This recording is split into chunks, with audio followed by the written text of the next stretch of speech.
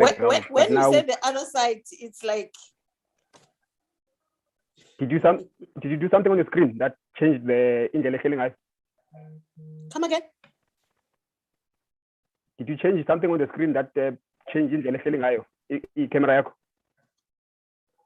This meeting is being recorded. Then I said, got it. I just clicking there to say, got it.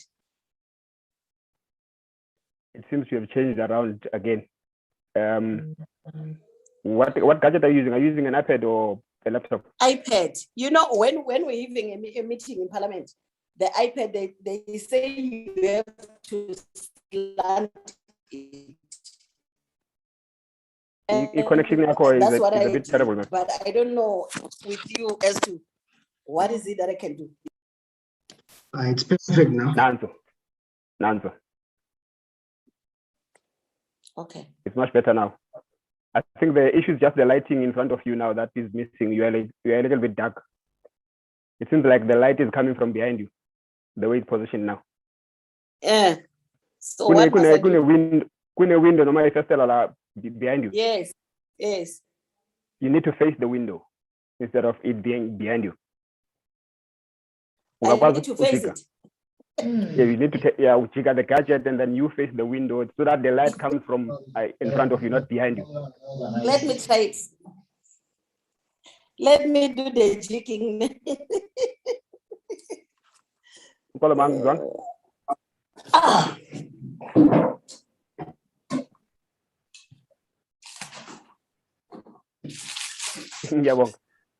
Can I also request other honorable members on the platform to please switch on their cameras? And also, while we are at it, can I request all the honorable please rename their gadgets? Start with the country that you are from and then followed by your name, please. So that we are able to properly identify you. I can see Honorable Cooper from Namibia, properly framed. Good morning, ma'am. Ma'am Tambuza, thank you very much. I can see you're properly framed as well there. Madam Jada, thank you very much. Thank you very much, Madam Gooding. You are also properly framed there. Good morning. Can I request other honorable members on the platform to please switch on their cameras?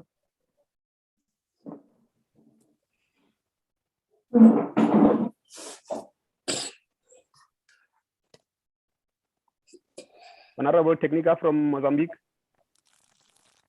could you kindly please switch on your video?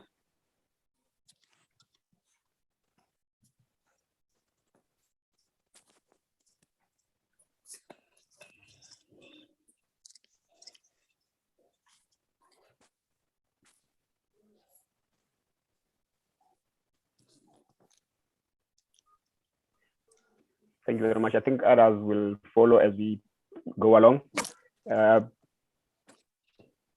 Can I remind honorable members and all the distinguished resource persons that are going to participate in the meeting today that the session is going to be broadcast live on Parliament TV, which is found on DSTV channel 408.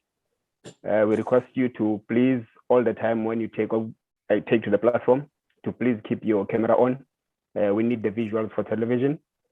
Can I also remind you that the session is going to be live streamed on various social media platforms of the Sadaq PF, which is your Twitter, Facebook, and YouTube. They are also going to be streamed live on the Parliament of South Africa social media platforms. It is important for you to keep the videos on all the time when you have the session on, so that we can be able to identify the voice, the face behind the voice. And also, in future, when you go back to seeing this platform on YouTube, you'll be able to recognize yourself there, and people that are going to be viewing it will be also able to identify the voice behind the face. The face behind the voice. We request you to please keep your videos on all the time and take the platform. As I said, you are allowed to switch it on, switch off you're allowed to mute yourself when you are not on the platform. A reminder that the session is held on three Sadaq PF languages, which is English, French, and Portuguese. there are options on the bottom of the screen for you to choose the language of your choice. I see my screen is frozen. I'm not sure if my voice is not frozen to the other side. Am I still properly audible on the other side? Yes, you are. Oh, good, good. It's just the screen, my screen is frozen on this side. Modise, you want to assist Honorable Monica from Malawi?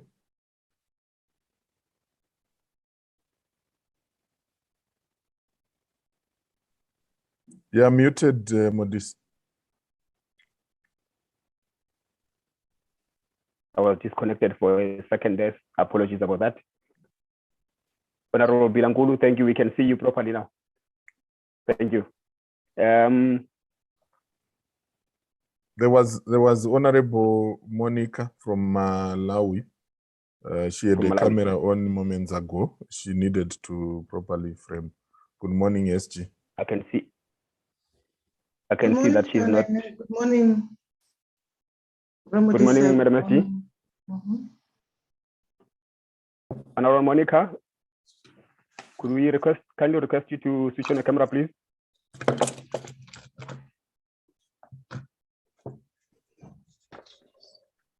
The Honorable from Mozambique, Technica, Gabinete, please switch on the camera.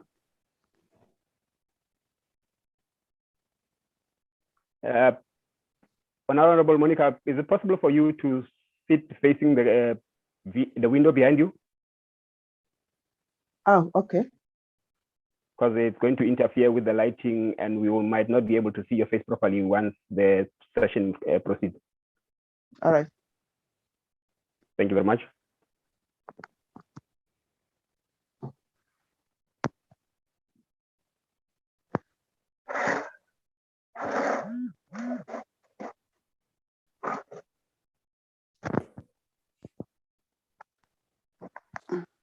Good morning, Senator Lamini.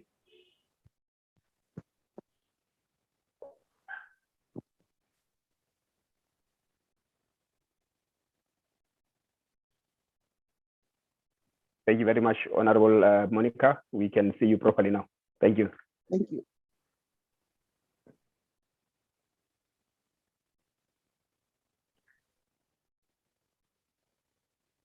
Betty, I think we are done from my side. You can take over. Thank you.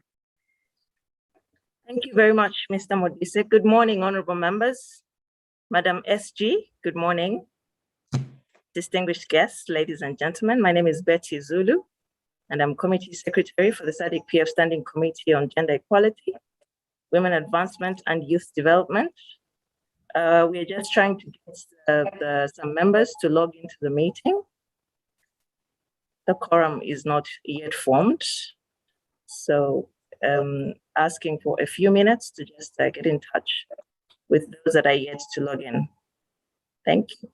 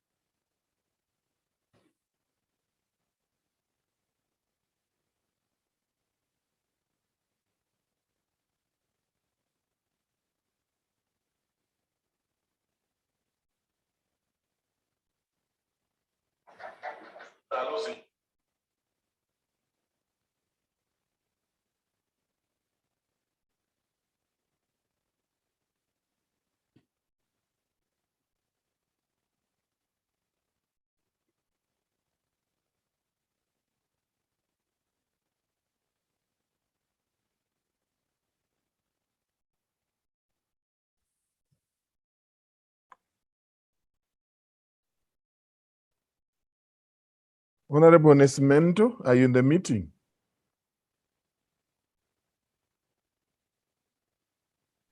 No. Yes, Kurasha, she's there. She's there. Please, can you, okay, ICT, can you label Honorable Nascimento appropriately? Same applies with Honorable Monica from Malawi. Can we have the countries before their names for purposes of confirming the quorum? Thank you, Veronica.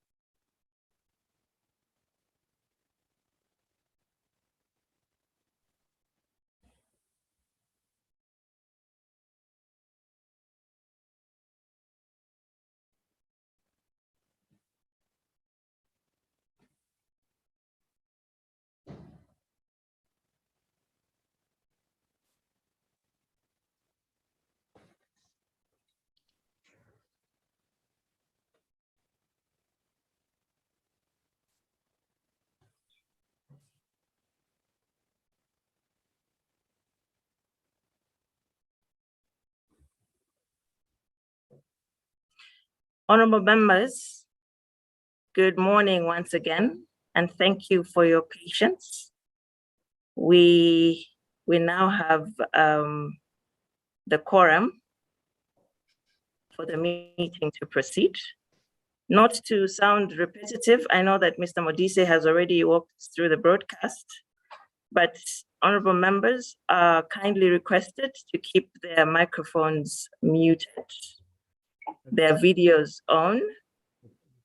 You will only unmute yourself as and when the chairperson gives you the floor. At this point in time, I will invite Mr. Kurasha to join the meeting. Shoneni. Thank you very much, Betty. Good morning, honorable members. Good morning, Secretary General.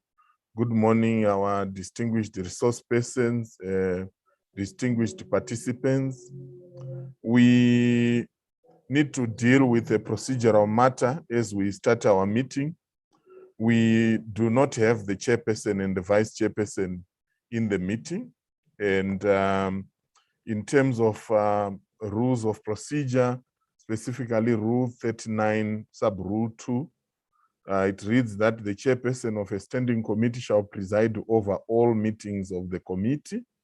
In his or her absence, the vice chairperson shall assume those duties, and in the absence of the vice chairperson, a member designated by the committee shall preside over the committee on an interim basis. Accordingly, we need to designate one of us to preside over this meeting. And in that regard, I wish to open the floor if anyone wants to volunteer or nominate someone to preside over the meeting. I see Namibia.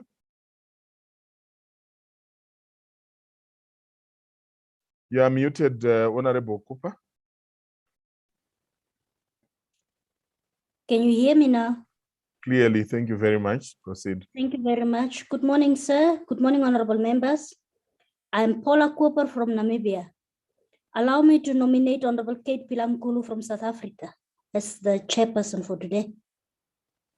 Honorable members, I have a nomination of Honorable Bilanguli to preside over the meeting. Is there a secondment for the nomination?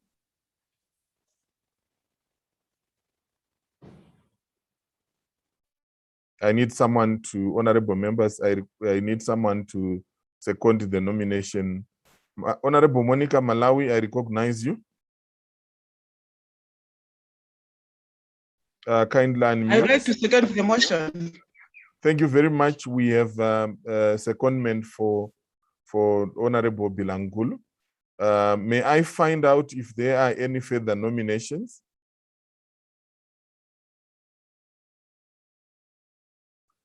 It does not look like there is any further nominations, and accordingly, I wish to declare the Honorable Bilangulu as the member duly designated by the committee to preside over the meeting. Thank you very much, honorable members, and over to you, Betty. Thank you very much, Mr. Kurasha. At this moment, I will hand over to the Honorable Chair Designate, Honorable Bilangulu. Good morning, Chair. Good morning. Good morning, Betty. Good morning, everyone. Thank you very much, honorable members. We're now going to start with our meeting. Can you please flag the program or the agenda?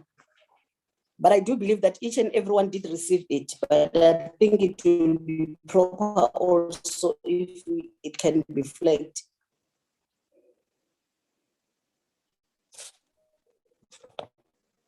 ICT, are you able to give us the agenda on the screen? But while they are still busy doing it, let's proceed. The first item there is credentials of delegates and apologies. Betty, can you handle the item?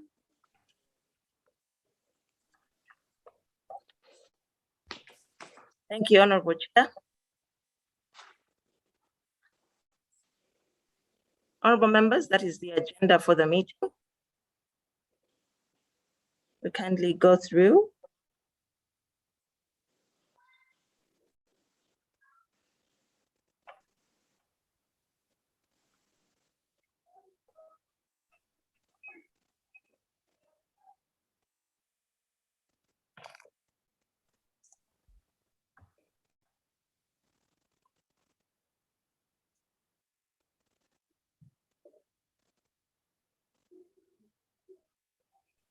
Thank you, ICT. Sorry, before you call for the mover to adopt the agenda, may I kindly go through the credentials for this morning's meeting? We have in attendance, Chair, South Africa, the Honorable Member for Malawi, Honorable Monica Changa Namono. We have in attendance Honorable Marie John Sabrina Tool, Honorable Paula Cooper of Namibia. Also in attendance is Honorable Kelly Saminadine of Seychelles, Honorable Busisiwe Dlamini of Eswatini, Honorable Goodlucky Kwaramba of Zimbabwe, and Honorable Shirley Joseph Raymond of Tanzania. And then we have apologies from Substantive Chair, Honorable Pete Ramakai, Honorable Anne-Marie Mbilambangu, Honorable Talita of Botswana, and the Vice Chairperson, Honorable Marcy Gulamali. Chair, just to inform the committee that the quorum is duly constituted and the committee may go ahead and consider the agenda. Thank you, Chair. Thank you very much. Can I have somebody to move for the adoption of the agenda?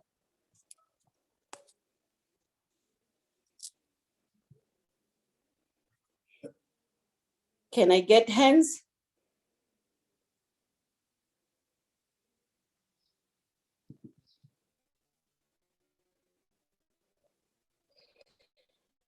I can see Malawi. Yes, Honorable Chair. I would like to Honorable propose that Monica. I propose that we adopt the agenda. Can you hear me? Thank you very much for moving. Yes, I do. Thank you. Can I get any seconder?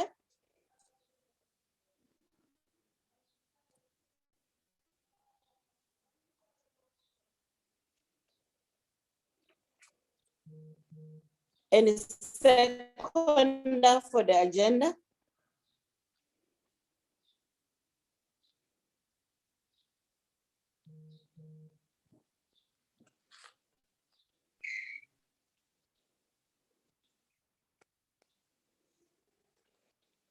Honorable members.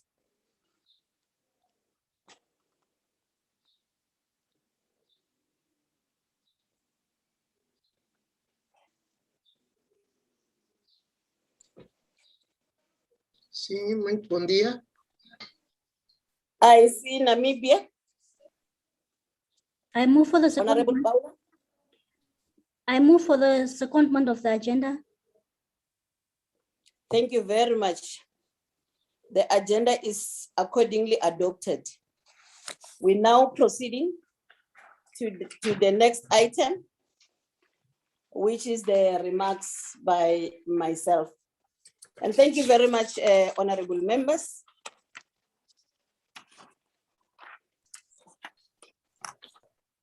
Honorable members of the Sadaq PF Standing Committee on Gender Equality, Women Advancement and Youth Development. The Secretary General of the Sadaq PF, Ms. Buyema Sehoma, Program Manager, Non-Governmental Gender Organization Coordinating Council, Ms. Monica Kajimana Howard, Office, South Africa, Ms. Hazel Godin, Senior Legal Officer, National Legal Aid Clinic for Women, Ms. Catherine Jiren, Ms. Betty Zulu, Committee Secretary, and all staff of the forum present in the meeting. Representatives of civil society organization, representative of the media organization, distinguished ladies and gentlemen, honorable members, distinguished guests.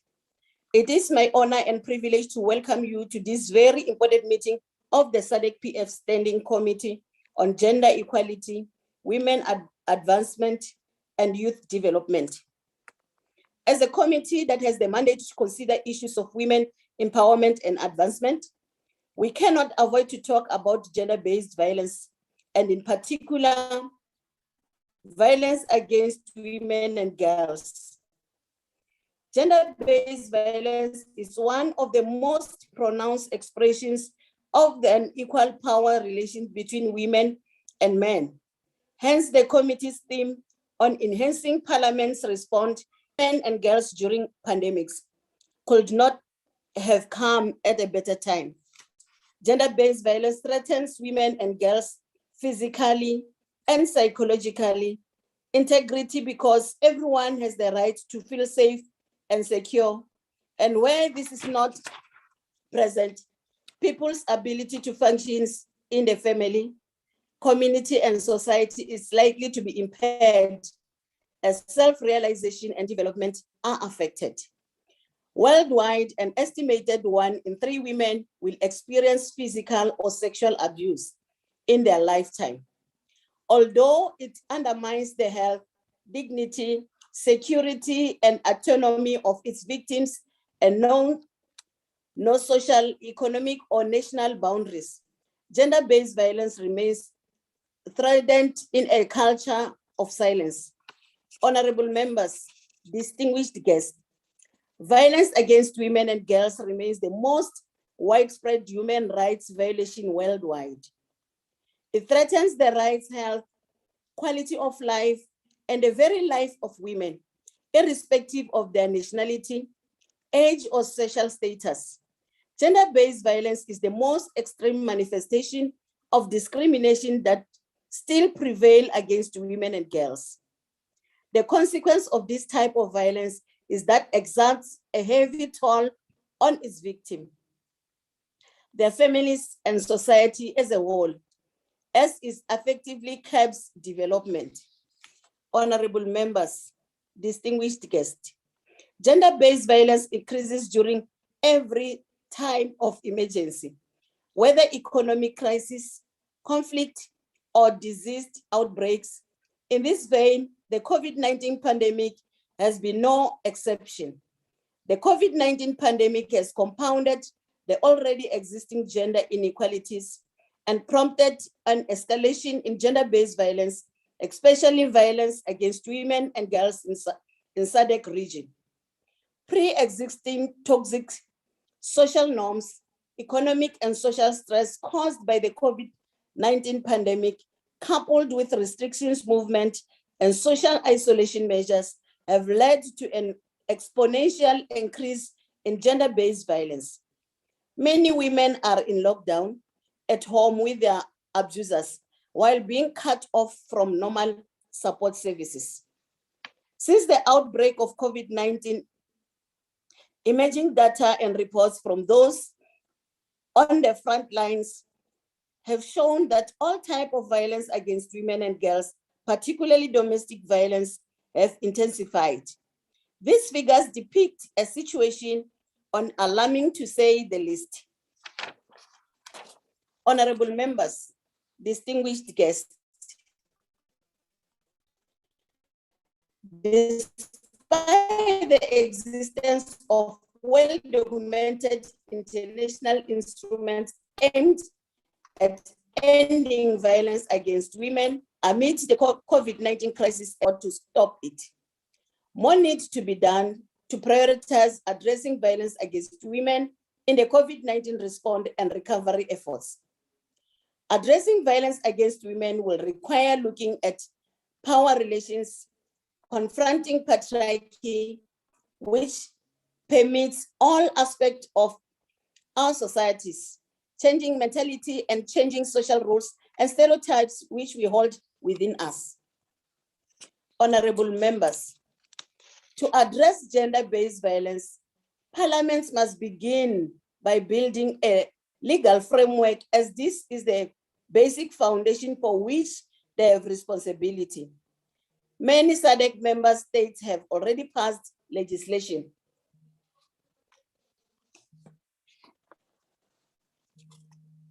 Many Sadaq member states have already passed legislation on gender-based violence.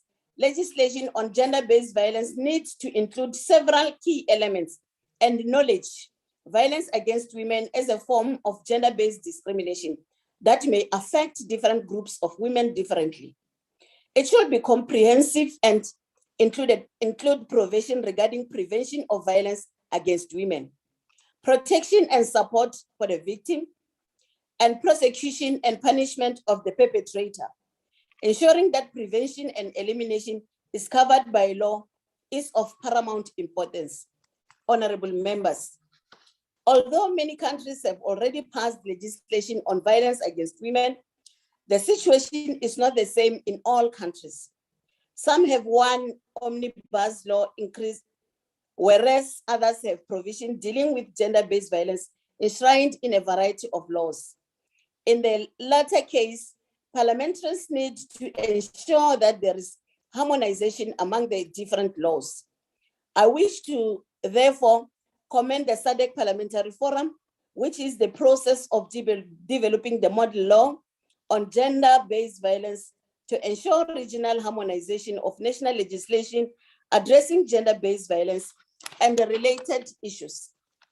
The model law of the gender-based violence is in response to the prevailing shortcomings in the existing legislation on gender-based violence and the chronic implementation gap across the region. This model law, once adopted, will provide a standard form which Sadaq member states can benchmark in the effort to close the lacuna in their domestic legislation. By benchmarking against this regional standard, respective Sadaq parliament will be able to respond more effectively to the legislative imperatives to the fight against gender-based violence. In this way, the model law on gender-based violence will facilitate law reform initiatives, and in particular, the domestication of international and continental legal instruments, which they have already committed to. Honorable members, distinguished guests, it is important that legislation on gender-based violence should be evidence-based and address national realities and serve the interests of all constituents, including rural and marginalized women.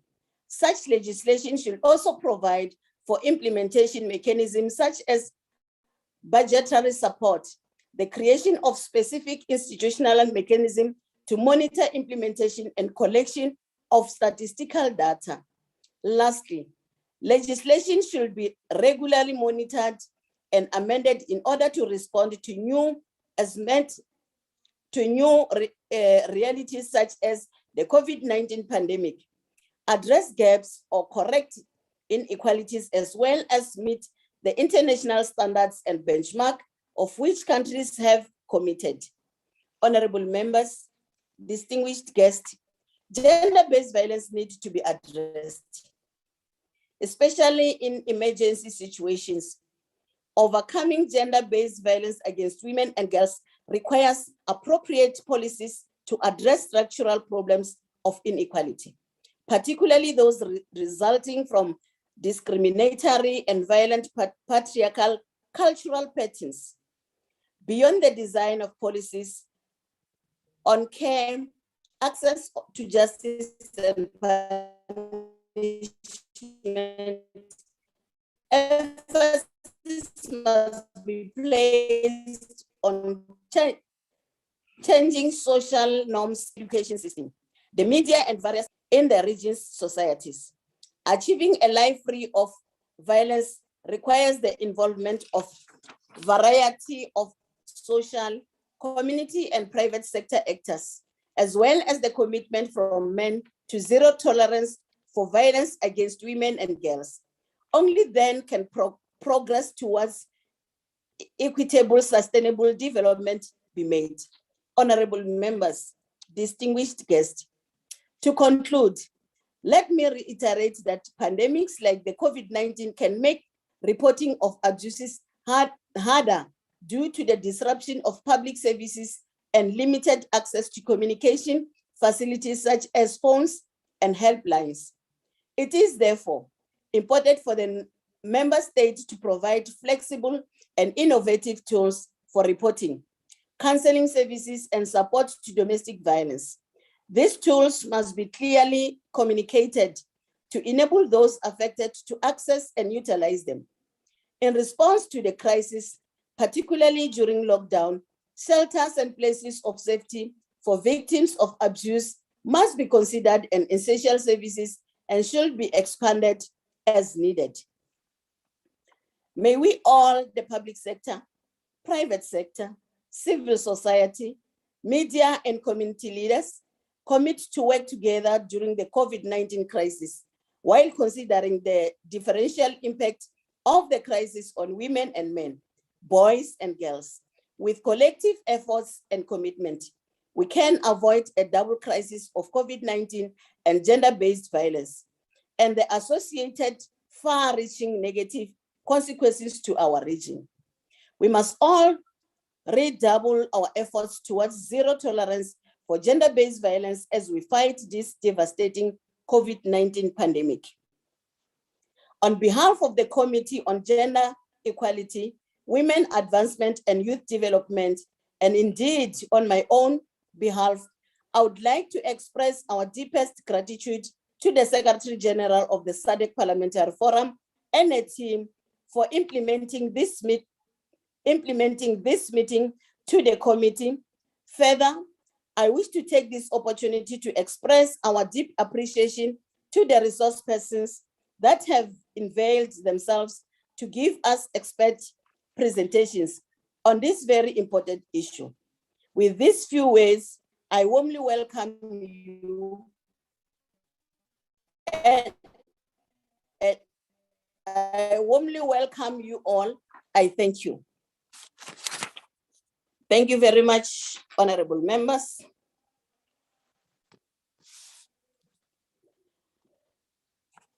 Can I get a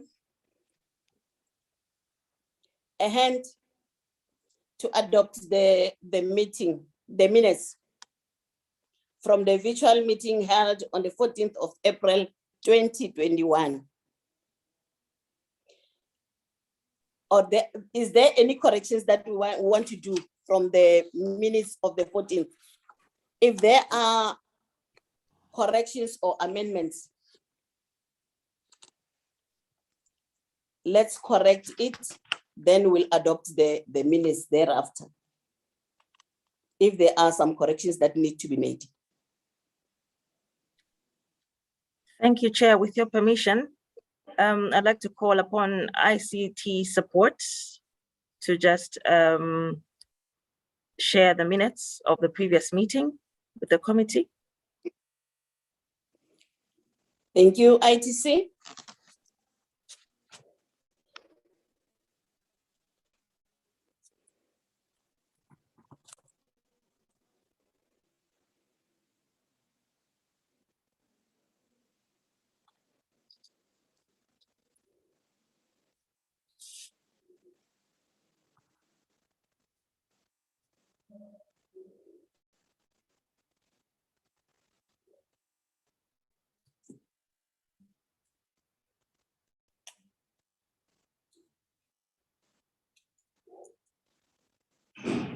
Incorrect as it goes. Thank you.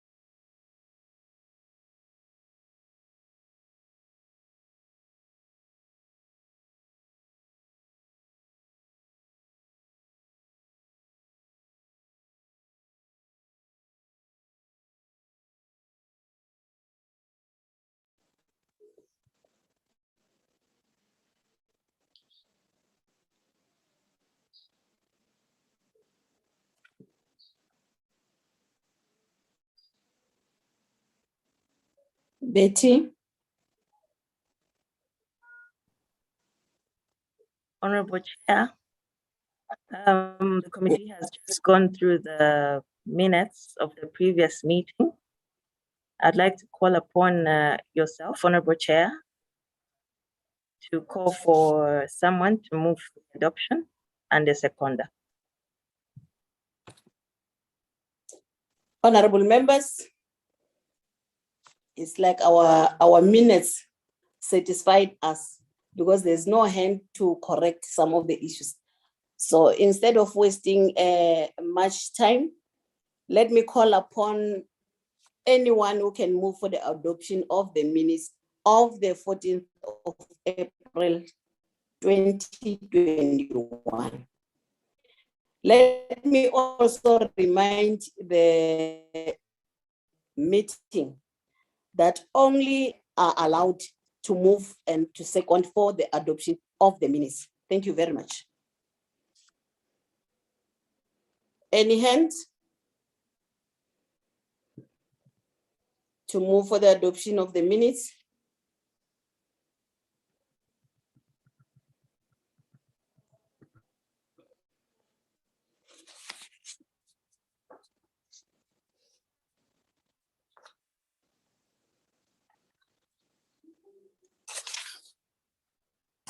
I cannot see any hand.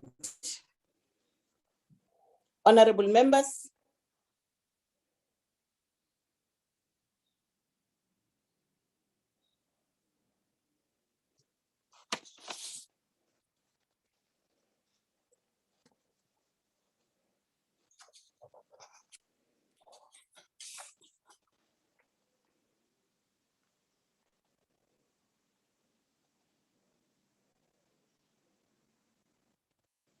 Honorable members.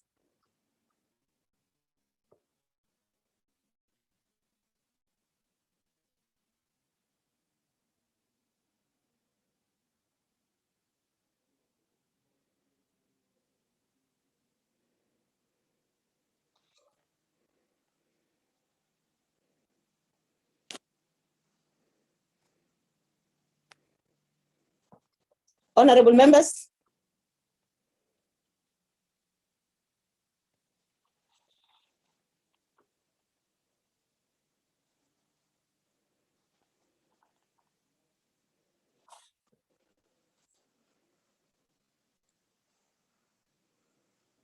I'll start to have some doubt here. Are we in a meeting? Eswatini, Angola, Seychelles, Zimbabwe. Are we still in a meeting?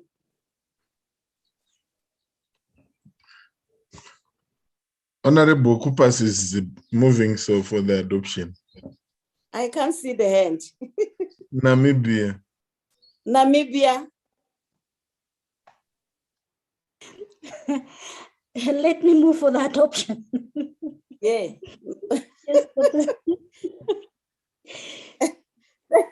Thank you very much, Namibia, for moving for the adoption of the minutes. Any seconder?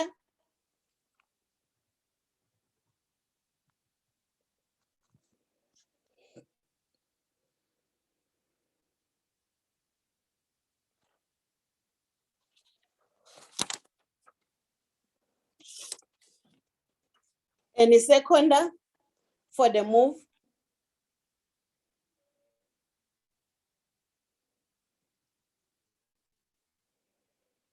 IT, you can assist me if there is a hand. Maybe I don't see clearly because I'm too far. I'm in South Africa, they are somewhere else. Honorable Chairperson, I think I saw the hand for Honorable Docamo, Maria Docamo Nascimento.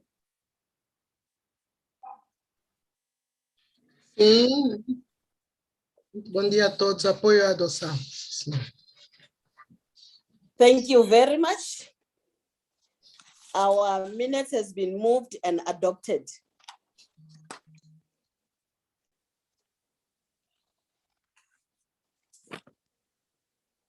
Is there any matters arising from the previous minutes?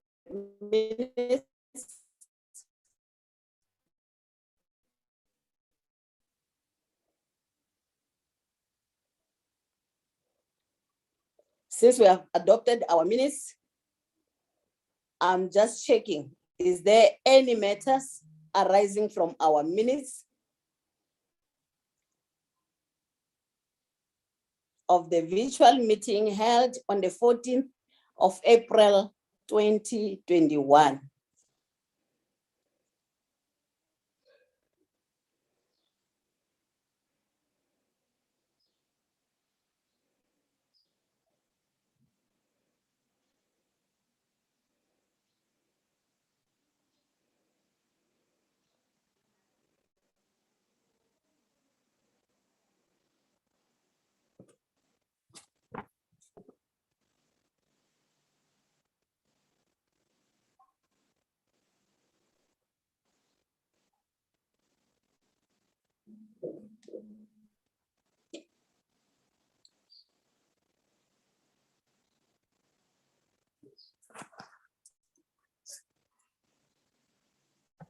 Chair, there is no indication of any matters arising.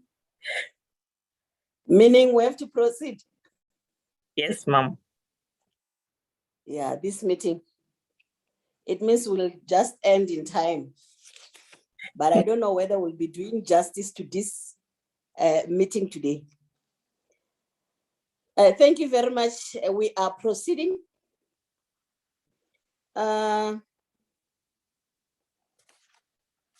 Without any waste of time, it means now we are proceeding to, we're starting with another session. In our next session, we have 4 resource persons. And the first presentation will be made by Ms. Hazel Godin, Deputy Representative for UN Women Multi-Country Office, South Africa. The presentation is on recent trend and emerging forms of gender-based violence in the Sadaq region. Over to you, Ms. Hazel. Honorable Chair Designate, Honorable Secretary General, Honorable Secretary, members, distinguished guests, ladies and gentlemen, I observe all protocols. Bonjour, bon dia, good morning to all of you. I wish to thank the Sadaq Parliamentary Forum for the invitation to present today at this very important forum. I have a presentation that I'd like to share with you. So if you don't mind, Madam Chair, to give me an opportunity to share my screen, I'll do so now. You're welcome. Thank you.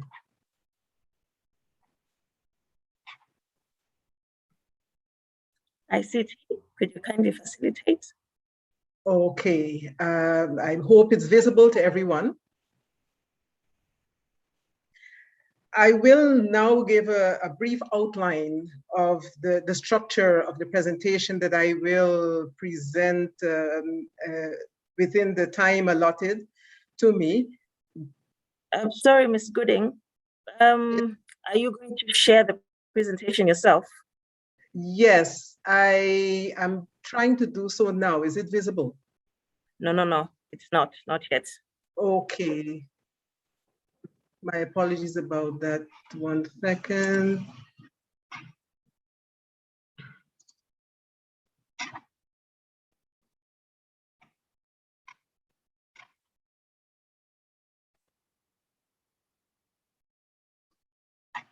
Okay, it appears that it is now visible from my end. Yes, it is. Okay, thank you very much and apologies about that.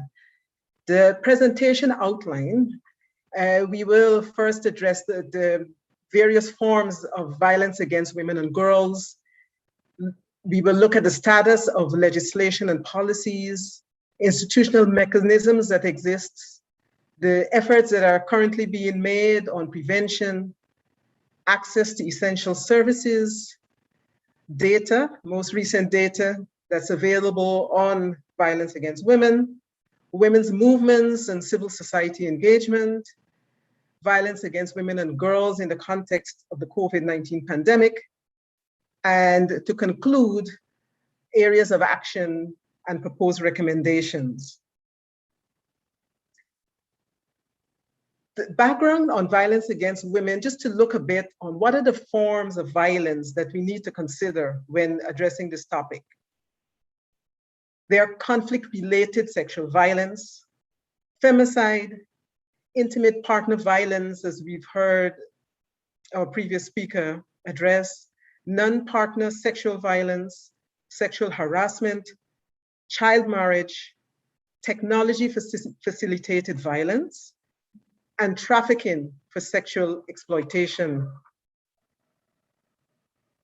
We need to look also at the violence that exists across generations. We have childhood, adolescent, adult, and elderly. One important aspect that we address as well is the intersecting forms of discrimination against discriminating forms of violence. The status of legislative and policy environment across the countries. We have countries, all countries that have laws and policies addressing violence against women and other protections for women and girls, constitutional provisions on equality and non-discrimination, protection from violence, and all the countries having ratified the Convention on the Rights of the Child and the Convention on the Elimination of all forms of discrimination against women. All countries have ratified the Convention on the Rights of persons with disabilities, or having ratified its optional protocol. And just a reminder for us on what the optional protocol says, it allows for individual complaints to be submitted to the Convention on the Rights of People with Disabilities, to the committee by individuals and groups of individuals or by a third party on behalf of individuals and groups of individuals, alleging that their rights have been violated. They have also ratified the Maputo Protocol, all except Botswana. And they have all committed to the Sustainable Development Goals, the Beijing Platform for Action, as we know, and the UN Security Council Resolution 1325 and others. With respect to the Gender-Based Violence Action Coalition, the commitment makers are South Africa, Zimbabwe, and Tanzania. It is important to note that many countries have plural legal systems comprising civil, common, customary, and religious. Implementation and effectiveness, as we are aware, varies by country. Having laws is only the starting point, helping to raise people's awareness of violence against women or gender-based violence and the rights associated with them. What are the institutional mechanisms? The gender machineries exist, but often are under-resourced, which is no surprise to any of us, I'm sure. There are national action plans on violence against women and girls. Not all countries have these plans yet. With respect to budgets, gender-responsive budgeting is not applied consistently, and there is limited tracking of allocations and execution of budgets in this area. Cross-institutional coordination of efforts are limited, and the monitoring and enforcement of commitments remains a challenge. Let us look at what are the key elements with respect to the prevention of violence. And you will see we gave a few examples on the side of countries who have specific programs in the respective areas. One of the areas that we've heard alluded to earlier is the relationship skills and the need to strengthen these skills when it comes to relationships. There is Rwanda here as an example, having a couples program. Empowerment of women is another area when it comes to preventing violence. And we see here an example in Tanzania.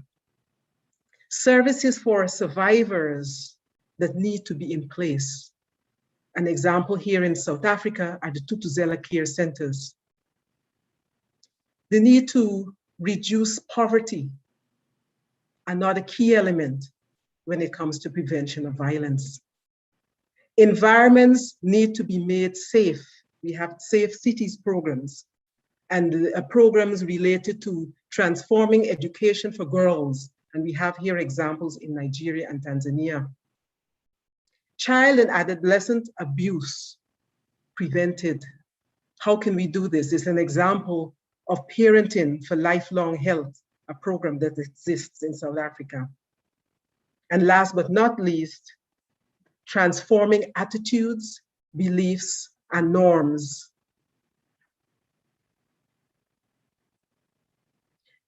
I thought we should touch a bit here about on the essential services for survivors. The current status is that not all countries have services. Services are not accessible to all. There are inconsistent standards and qualities for survivor-centered kinds of standards where there are elements of confidentiality, which is essential in this field, and the need for these services to be comprehensive. Not all women and girls can access support, and there are a variety of factors related to this. There are factors relating to marginalization in terms of age, abilities and disabilities, economic and social status, informal workers, migrants, those elements of the population. We have conflict and disaster elements related to this, gender identity and sexual orientation. And we see outlined on this slide the essential services related to justice and policing, health, social services, psychosocial counseling, helplines, shelters, as well as the multi-sectoral coordination and governance, which is key for survivors when addressing services for survivors. Let us look a bit at the data that exists. And you can see the source from the World Health Organization this year related to violence against women and girls in Africa. Data is being collected mainly on intimate partner violence. There's a 12-month experience on intimate partner violence that we've heard spoken about in the context of the COVID-19 pandemic, based on the fact that the women have been locked down with their perpetrators. Across the world, 13% versus sub-Saharan Africa, 20%. These are simply estimates, because as we know, the actual women's actual experiences of violence are much higher than the data actually shows. And many women do not actually report violence due to various barriers that exist. This slide barely gives us an idea of what the statistics show in terms of girls being married by the age of 15 and 18. And we see that Mozambique stands out here when it comes to marriage by the age of 18, as well as married by the age of 15.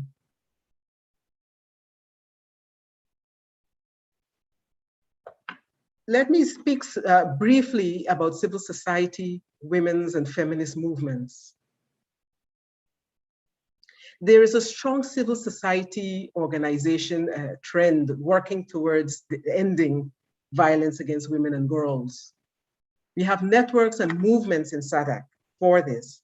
For example, the Council of Traditional Leaders of Africa, FEMNET, Gender-Based Violence Prevention Network, the He for She campaign and movement, and the International Gender Champions, Men Engage, and so on, just to give us a few examples. Funding, as I mentioned before, remains a challenge. The space for civil society to operate varies. And there is a lot more that we can do when it comes to partnership and collaboration. Let's move now to the COVID-19 context. As we know, the pandemic has exacerbated the situation. There has been an increase in intimate partner violence. Homes are not safe for all women and girls. And there has been an increased risk of other kinds or other forms of violence. You heard about child marriage, sexual exploitation and abuse, sexual harassment in public spaces, and non-partner sexual violence, technology facilitated violence against women and girls that has become even more pervasive. The related consequences are adolescent pregnancy, delayed and stopped education, unpaid care work, and loss of paid employment, mental health issues, and costs to individual women and girls, families, and communities.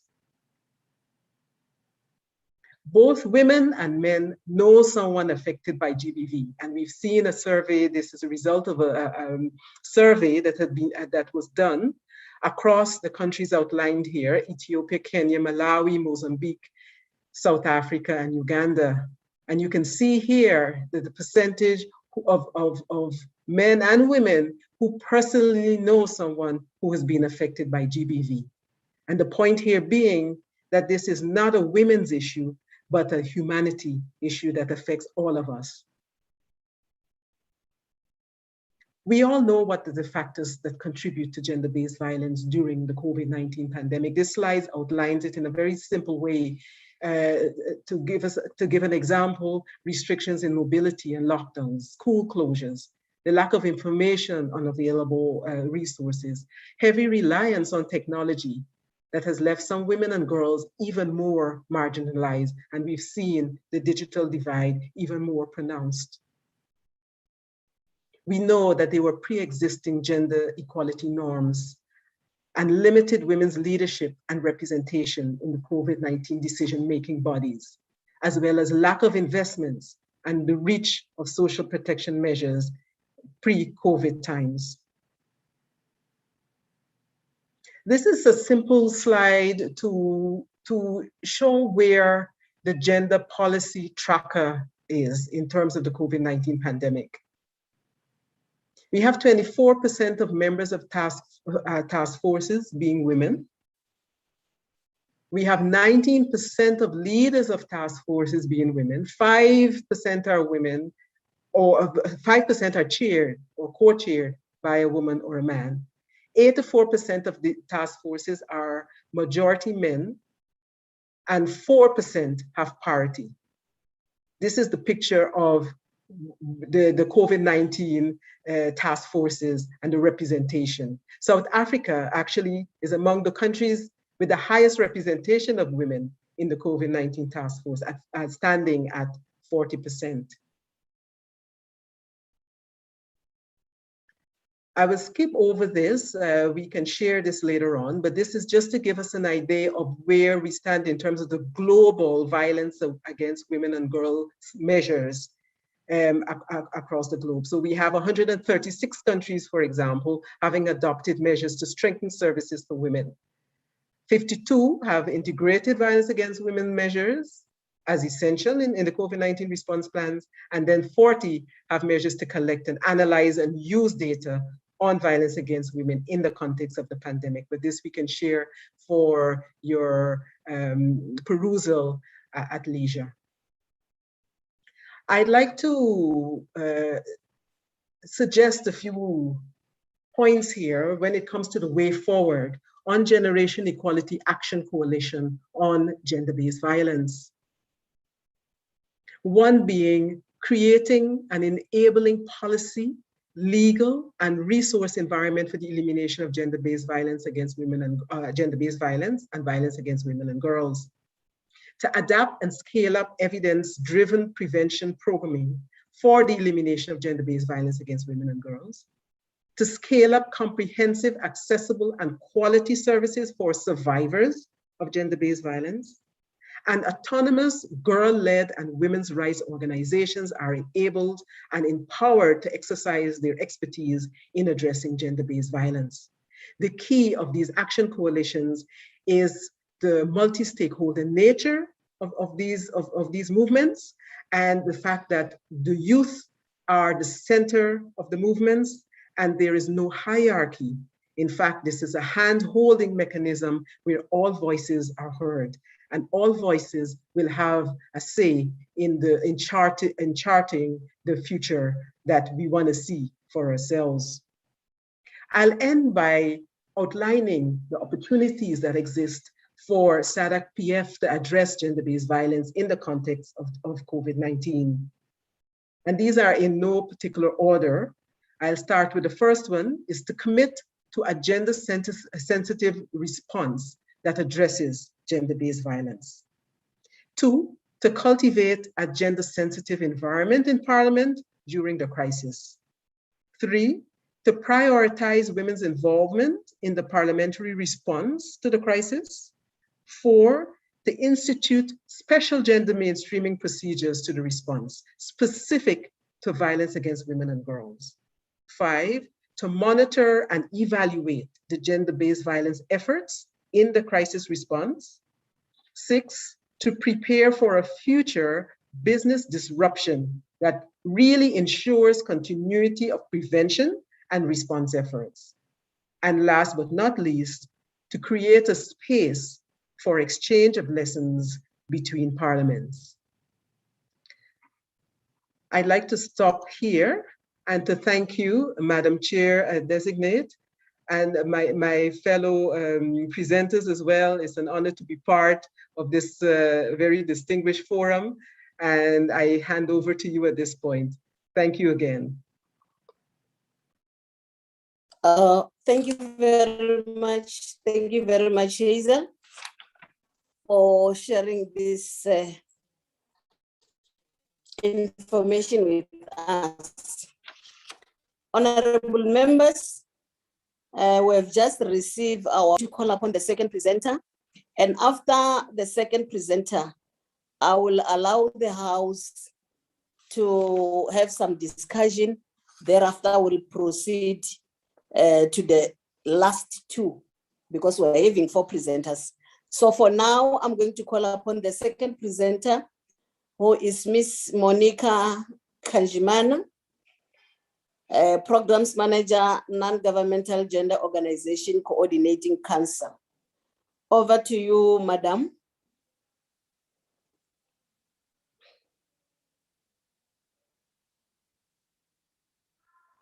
Miss Monica.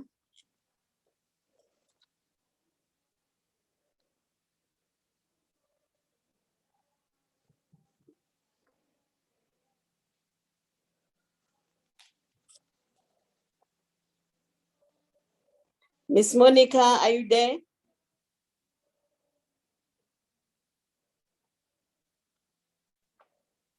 Honorable Chair, with your permission, Ms. Jimana Hayward just indicated that she's having some connectivity challenges at the moment. So I don't know the way forward for the— Or maybe I proceed and take the third one, then when she's in, then I'll let her present.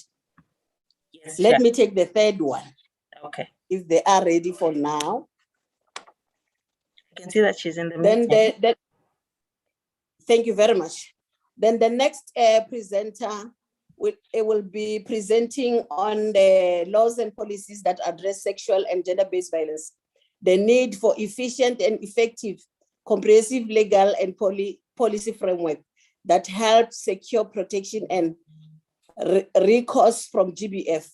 This presentation will be made by Ms. Catherine Jire, Senior Legal Officer, National Legal Aid Clinic for Women. Vito. Good morning. Ms. Catherine. Thank Morning. you. Thank you, Madam Chair. I'm sure everyone can hear me. Yes, we do. Okay, I also would like to seek your permission to share my screen so that you can follow along with what I'll be talking about.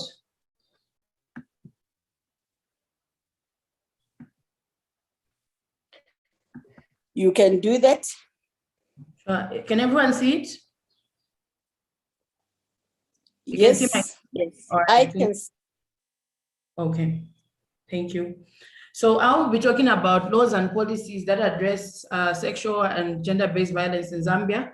Of course, also looking at how effective and efficient they've been. And I am speaking only from the Zambian perspective because that's what I understand, but I'm sure maybe others can also get the same lesson points and takeaways from our experience here in Zambia. So much of what I'm talking about, I'd just like to introduce where I'm coming from, the National Legal Aid Clinic for Women. This is a project of the Law Association of Zambia, Women's Rights Committee, which was established in 1990. Our mandate or mission is largely to help underprivileged women and children to realize, protect their human rights through the provision of timely and appropriate legal services, legal education and advocacy for policy and law reform. And our goal is to see a Zambian society where underprivileged and vulnerable women and children have fair and equal access to legal rights through legal representation. So the other things that we do is we also try to address masculinities and negative social norms. So our target when we're reaching out to the communities is both the men and the women, the boys, the girls, traditional leaders, because we know that we need to target even men in order for us to address these problems, and also to target our traditional leaders so that at least certain social norms that are in our African culture are addressed that would be driving gender-based violence. So Zambia has ratified several conventions and declarations on gender-based violence. I'm just starting from the broader setting of where our laws are coming from. So we have ratified some international treaties and conventions, and some of these include the International Convention on Civil and Political Rights that prohibits discrimination on the basis of sex, and also includes a recommendation against inhuman and degrading treatment. So that could also be include violence. Zambia has also ratified the Convention on the Elimination of Discrimination Against Women, which is the CEDAW, and also establishes the key rights for women and obliges states to take all measures, including legislation, the abolishment of existing laws, regulations, and customs and practices which constitute discrimination or which may seemingly be driving gender-based violence. And also Zambia has also been party to the Beijing Platform of Action, which crystallizes the doctrine that women's rights are human rights and reinforces the Convention against the Elimination of Discrimination Against Women as well, and also the UN Convention on the Rights of the Child. So Zambia had a national gender policy of 2014, which also identified that sexual and gender-based violence is a challenge. And this also came up with some measures that have also driven some of our laws now. I think it has yielded some fruit, as you will see from the legislation that I'll be able to share with you, that this policy has worked. We also have other policies, such as the re-entry policy, which was developed in 1997. There are victims of sexual violence who may end up pregnant, girls. So at least they're allowed to go back to school after leave of absence from school. We also have other policies, yes, like the re-entry policy, for example, that also help to see victims rehabilitated. So the legal framework includes the following: the Constitution itself, the Anti-Gender-Based Violence Act of 2011, the Gender Equity and Equality Act number 22 of 2015, the Anti-Human Trafficking Act of 2008, the Cyber Security and Cyber Crimes Act of 2021, yes, the Penal Code Cap 87 of the laws of Zambia, the Penal Code Amendment of 2015, the Education Act, the Intestate Succession Act, as some of the laws that speak to gender-based violence related issues. And then the Constitution of Zambia sets the stage and prohibits non-discrimination, among other reasons based on sex. So you cannot be discriminated because of your sex, among other forms of discrimination that exists. And then further, I would like to now start on talking on the legislation that was enacted. So I'll start with the Anti-Gender-Based Violence Act, which I think is a good illustration of how legislation can come in to fight the scourge of gender-based violence. What this act did for us is it gave a definition. It described what violence is. A long time ago, we just imagined that maybe beatings and all that would be gender-based violence, but this came in to codify and to elaborate what gender-based violence is and make it actionable, because there are certain things that maybe are wrong, gender-based violence, but because they're not in the statute books or defined as such, many victims never had recourse. But this act came in to at least give a very elaborate description of what gender-based violence is. So it's physical, mental, social, and economic abuse were all considered to be gender-based violence. So under economic, it's deprivation of financial resources that a member of the family is entitled to, medical expenses, school fees, rent. It could be denying someone employment or hindering them from pursuing any income-generating activity. It could be unreasonably depriving a victim or member of the family or a dependent of a property that they're supposed to be, that they have a beneficial interest in. And it could also be like the intentional destruction of property of someone.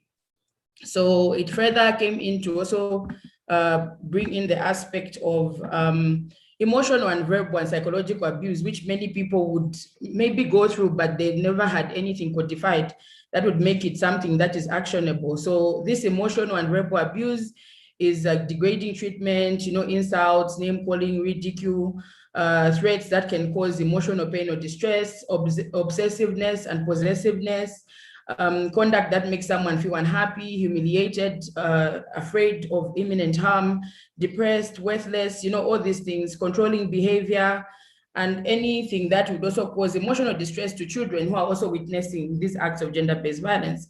Physical abuse is one that we all know very well. This could be actually physically harming someone, maybe by denying them food, by physically assaulting them, by torturing them or treating them in a degrading manner. And then sexual violence also, which is behavior that abuses or humiliates or degrades a person. It's that sexual conduct that brings shame or humiliation to someone. And further, it's also where you have sexual intercourse with someone, having a sexually transmitted disease and not disclosing it. The other forms of gender-based violence that have also been described in this act are harassment, which would include a conduct that will cause someone to fear imminent harm, sexual contact without the consent of that person, or making unwanted sexual advances, following the person, pursuing them, or unwelcome sexual or innuendos and comments that someone doesn't really take delight in. Watching or loitering around the person, calling them, and just general forms of stalking them around. And then being in Africa, I'm sure we share these challenges as well. Some of our customary practices are also gender-based violence, such as forced virginity testing, female genital mutilation, pledging a person for the purposes of appeasing the spirits, forced marriage, sexual cleansing, child marriage, forced spouse inheritance, sexual intercourse between persons within the prohibited degrees of affinity and consanguinity, and abuse which is perpetrated on a person by virtue of that person's age or mental capacity. Other forms of gender-based violence could also include trafficking. So you will notice that some of the remedies under the Anti-Gender-Based Violence Act are also found in other legislation that I will address. So some of these include the protection order. So this is basically an order where the court will prevent a person from carrying out further acts of gender-based violence. So a protection order in this regard stops the perpetrator from forcing the applicant to engage in sexual contact that abuses, humiliates, or degrades the complainant, or otherwise violates the applicant's integrity, whether they are married or not. So a protection order also can order that person to be of good behavior, to seek counseling, to seek rehabilitation, and also forbid that person from coming anywhere near the victim or any of the people who live with the victim. Then this act also offers protection in terms of occupation orders. This is where an abuser is ordered by the court to leave the matrimonial home, but otherwise continue to pay rental payments, if any, mortgage payments, if any, and also to provide maintenance to the GBV survivors and any children who may be in that home. The court can also issue this order after the opinion of a social welfare officer who sees it fit that this order should be put in place. In addition, if someone breaches any of these orders, they could be sent to prison for up to 2 years where they're in violation of this order. And this is now based on the fact that it's contempt of court. And in Zambia, the court that has jurisdiction over these gender-based violence is the subordinate court or the magistrate's court, and one can apply to the High Court. And then this act has also brought other forms of protection, like shelters, where victims can find a safe place to go, because this is one of the challenges. Where do they go once they report? So at least this act has provided for shelters, which are under the Ministry of Community Development. And further, in these shelters, women and victims of gender-based violence, though most times we assume it's only the women, but men too are victims now. But they provide counseling, rehabilitation, education of the GBV survivors. They help them to reintegrate into their families and their communities. In short, for them to be able to go on with life after the traumatizing experience. They are also helped with skills training, so that at least they can be able to find economic livelihood, because gender-based violence is driven by economic dependency in most cases. So the Act, the Anti-Gender-Based Violence Act, also provides for a fund. So this fund is supposed to essentially help the victims of gender-based violence to be rehabilitated, to be counseled. And the fund also consists of voluntary contributions from any person around, which is approved by Parliament, and any other grants from within or outside Zambia. And then the fund vests in the Minister of Finance and is administered by the Ministry of Social Welfare. And there's also a committee that is supposed to provide guidance on how these funds shall be administered. Then the other act that I'm going to talk about quickly is the Gender Equity and Equality Act of 2015. So this one provided for gender mainstreaming in all spheres of life and prohibits all forms of practices, social or religious practices that would maybe foster gender-based violence. It also prohibits harassment and also provides guidance on what someone can do, say in the workplace or any other place, or even the minister, where they are to come up with policies that would at least eliminate this sexual harassment. And it also provides a grievance procedure on what someone can do. Then there's also the Anti-Human Trafficking Act of 2008. This act prohibits the trafficking of persons for the purpose of sexual exploitation and defines sexual exploitation as the participation of a person in prostitution or other sexual acts, or the production of pornographic material as a result of being subjected to threat or force, intimidation, or other forms of coercion for them to find themselves in this situation. So it's not voluntary. So anyone who finds themselves guilty of this act is going to go to prison for not less than 25 years. And then this act also provides for centers for victims similar to the shelters that I talked about, and also provides for where they can be rehabilitated and counseled, as I had already addressed when I was talking about the Anti-Gender-Based Violence Act. Basically, victims are also entitled to healthcare services like post-exposure, is it PEP? Prophylaxis in the event that maybe through the sexual violence they may have contracted HIV. They are entitled to free medical services. I think that's the policy in Zambia, that in every government hospital, you can go and get free medical services if you're a victim of gender-based violence. And the same applies even to our courts of law. You're not supposed to pay anything for you to be assisted. And recently, this year, we came up with the Cyber Security and Cyber Crimes Act, which makes it an offense to produce pornography or to use a child in any pornographic production or expose a child to pornography. And the penalty for this is really high. It's at least not less than 15 years. And even to solicit a child through maybe a computer system to be involved in pornographic activities is also prohibited under this act, and also has a minimum penalty of at least 15 years. So now in 2005, there was an amendment to the Zambian Penal Code that stiffened the punishment to offenders in gender-based violence related cases like attempted rape, indecent assault, defilement of a child, attempted defilement. As you can note, at least for most of the sentences, they begin at least with a minimum of 14, 15 years, and the ceiling is actually life imprisonment. So it was done, the amendment, in the hope that maybe if the sentence is stiffer, this will act as a deterrent to would-be offenders. So I think from these, you could be able to see procuring a child or any other person for prostitution, 20 years, procuring defilement by threat or fraud, 20 years, conspiracy to defile, 15 years, harmful cultural practices, 15 years, incest, 20 years, attempted incest, 10 to 25 years. So Zambia has tried to stiffen the laws in a way, in a hope that maybe would-be offenders could be deterred from committing these acts, these grave acts of sexual and gender-based violence. We have some challenges though in bringing these acts into fruition, and some of them are because of the requirement for corroboration. So this is just independent evidence that confirms that indeed an act of sexual violence occurred. So now sometimes this corroborative evidence is missing. So you find that even where someone truly was violated, you find that they don't find justice because maybe they don't have this corroborative evidence. And also the other challenge is sometimes the evidence is not preserved. So this has resulted in a lot of the miscarriage of justice, where the perpetrators are not brought to book because of some of these evidentiary challenges. Okay, so now I want to talk about the efficiency and the efficacy of the legal and policy framework. So as you can see, Zambia, for example, has got progressive legislation and policies in place. However, the institutional frameworks are in place, but they just need strengthening. And also there's some political will in some of our traditional leaders who have been influential in sensitizing and also, inspiring their communities on the negative traditions and cultural norms that exacerbate GBV. So others have developed even bylaws to ban harmful cultural practices such as child marriage and spouse inheritance.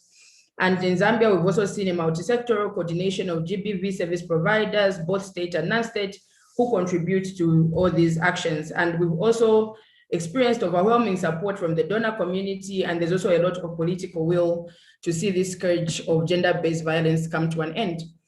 However, we are not short of challenges. One of our challenges is that Zambia is a dual legal system. I think we've also talked about, even in the previous presentation, of the various legal systems, that religious, customary, and all that, and Zambia is no exception. So we have a dual legal system of customary and also the statutory laws. So even if the Zambian constitution provides for non-discrimination, you'd find that certain areas, customary law has permitted certain practices that have led to the violation of people's rights. And I'd like to share a case of Rex versus Chinjamba, which was done back in 1949 when Zambia was still called Northern Rhodesia, which is sadly still precedent in Zambia, where in a defamation suit, a defense was held that if that man was legally married to that minor, and therefore it couldn't be deemed as unlawful canon knowledge because they were married. And that formed a defense to defamation because the girl who was a minor was married to this man. So we need to overturn this judgment. And these are the challenges of having customary law, which allows a girl to be married or as long as she reaches puberty, but then defilement, the statute books say that a girl under 16 years cannot be involved in any sexual activity. So this is some of the challenges. We've got a lack of harmonization of our laws. They are not speaking to each other. They're inconsistent with each other. You'd find the Anti-Gender-Based Violence Act, the Penal Code, and the Gender Equity and Equality Act provide marital rape as maybe as a form of GBV. So we need to harmonize all the acts so that at least they're speaking the same language and not having one law saying this or the dual legal system contradicting each other. We need to find a way of harmonizing. I think I'd already talked about the corroboration issue, the wider issues now about children who they have to be of a certain intelligence for their testimony to be admissible in courts of law. So maybe a young girl can be defiled, but because the court deems her not to be of sufficient intelligence, her evidence would not be really carrying weight. And you find there's a miscarriage of justice because of these legal technicalities that are there in the court process. So we've got inadequate police investigations, inadequate capacities for prosecutors to deal with cases, inadequate capacity of the police officers and other duty providers, inadequate infrastructure, for example, like in-camera facilities in the fast-track courts, which, by the way, are very limited in Zambia. I think maybe we've got about 3 or 4, and we've got about 116 districts. So we need to roll out these GBV fast-track courts so that at least the law can be enforced. But because of those challenges and even the infrastructure, you find the victims are together with the perpetrators, there are no screens to protect them, and all those things have posed a challenge. And then I have seen this for myself, even when I've gone in the communities, many people are not even aware of our laws of gender-based violence.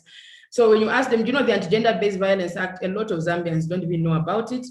And you find that most of them, especially in the rural areas, would rather go to the traditional courts. So because of this lack of awareness, you find a lot of people are not benefiting from these progressive laws that are in place. The Gender Equity and Equality Commission is only on paper. It's yet to be established, to be operationalized, so that at least its usefulness can be seen. There's a need to really operationalize a lot of these things, the inadequate funding, and the fund itself, it hasn't yet really been fully rolled out.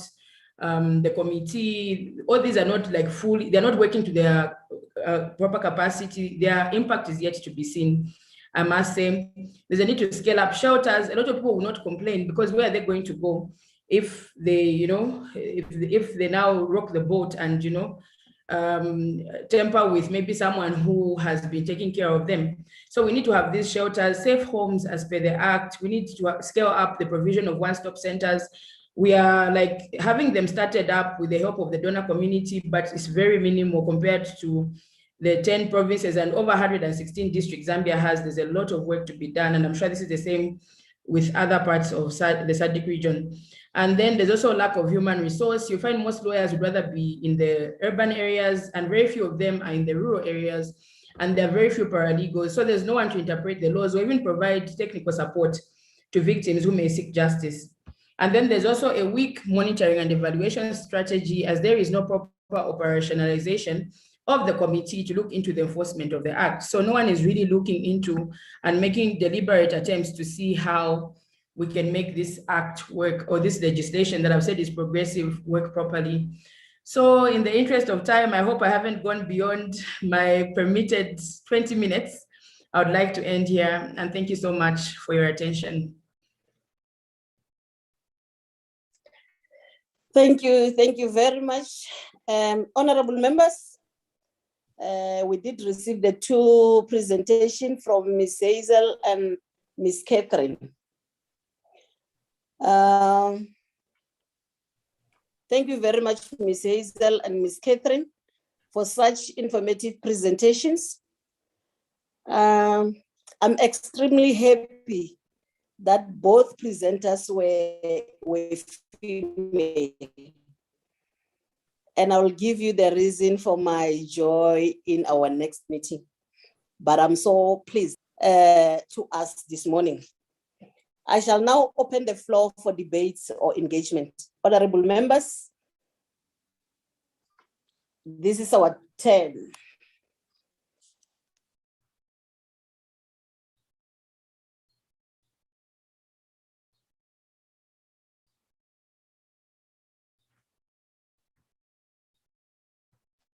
Betty will assist me if there are hands. But for now, I was just checking, there's nothing. Can we engage the two? Honorable Chair, Honorable Karamba has her hand raised. Yes, I can see Zimbabwe. Yes. Honorable, good luck. My friend, how are you? Honorable, oh, can I come in? Yes, my darling. Okay, thank you. Thank you very much. Thank you for the insightful presentations. We have learned quite a lot, but it's unfortunate that I joined the meeting rather late. I would like to know what these two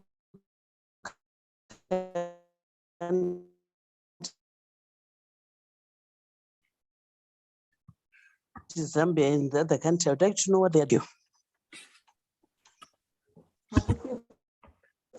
I just want to check if you did manage to get the question, because I didn't hear anything. I think it was, was it clear on your side? No, Honorable Chair. Perhaps Honorable Karamba could Honorable, good luck. Repeat the question. Honorable Karamba, can you please repeat yourself? Our apologies. Hello, can you hear me? Hello. Yes. Honorable, good luck. Hello, can you hear me? Network. I think you do have a problem with network that side. Can you repeat it? I'm very can you hear me? Can you Yes, hear me? you can continue. Yes. Presentations we learned quite a lot, but it's unfortunate I joined rather late. I am saying I would like to know what the two presenters are doing about child marriages. How are they addressing child marriages? Oh, thank you. You got me? Hello? Yes, yes, yes. Yes. Did you get me? Yes, Honorable Goodluck. Yes, we did. Did you get me? Yes. You Yes, got my Honorable Member. question? Yes. Yes. You wanted to know from the two presenters as to what is it that they are doing on child marriages. How are they addressing the issue of child marriages? Is there any other hand?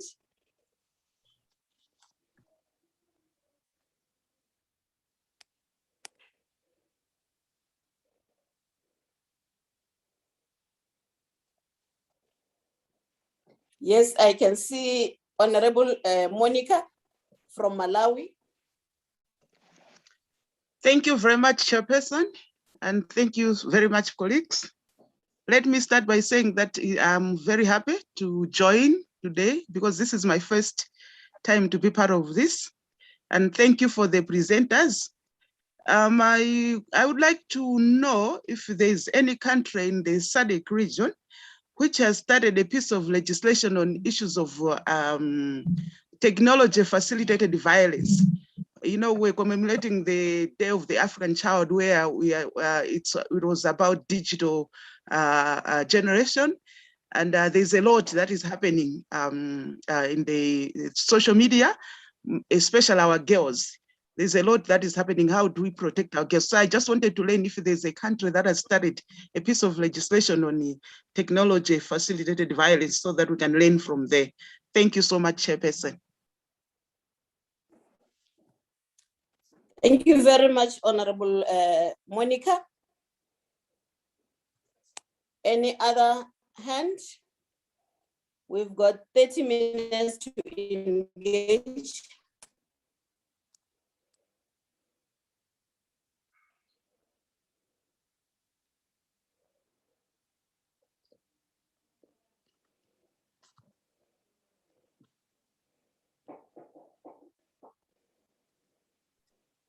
Chair is Honorable Maria Docamo. She has raised her hand. Honorable Maria. Muito obrigada. But thank you very much for assisting. Muito obrigada. Muito bom dia a todos. É com satisfação que participo nesta reunião mais uma vez. Felicito as apresentadoras pelas brilhantes apresentações que fizeram. Tomei boa nota de alguns aspectos que irei transmitir às minhas colegas. Gostava de dizer que o Parlamento de Angola, as parlamentares angolanas têm estado também a trabalhar numa lei sobre a paridade de género. Temos estado a trabalhar sobre a violência doméstica. Gostaríamos de dizer que também aqui em Angola, durante a pandemia, os casos de violência doméstica aumentaram e, de facto, foram aqui levantadas algumas questões sobre isso, que tomei boa nota e que poderão também ajudar a nossa lei. Nós temos lei contra a violência doméstica, o nosso Ministério da Família e Ação Social tem estado a trabalhar, aliás, a nossa lei modelo sobre casamentos precoces está com o Ministério. Vamos enviar também a lei modelo sobre a violência doméstica, que estivemos a trabalhar há um tempo atrás, tivemos algumas reuniões sobre isso, e, portanto, penso que estamos todas na mesma linha de pensamento, todos os países da SADC estão na mesma linha de pensamento, e assim sendo, acho que estas reuniões podem ajudar muito a melhorar os países que têm já leis, com alguns aspectos que são aqui apresentados e que são pertinentes, e poderá também ajudar os países que não têm leis a elaborar as suas leis. Por isso, eu agradeço imenso mais esta possibilidade e felicito mais uma vez o Fórum Parlamentar da Sadaq por ter realizado esta reunião. Muito obrigada.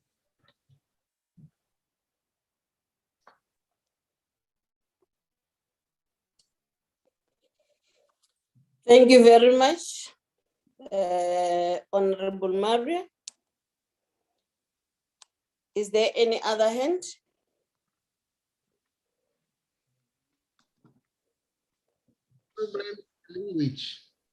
Language.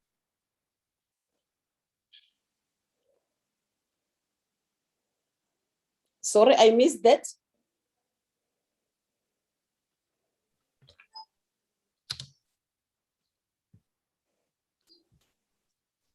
Honorable members, is there anyone who wants to say a word or two concerning the two presentations?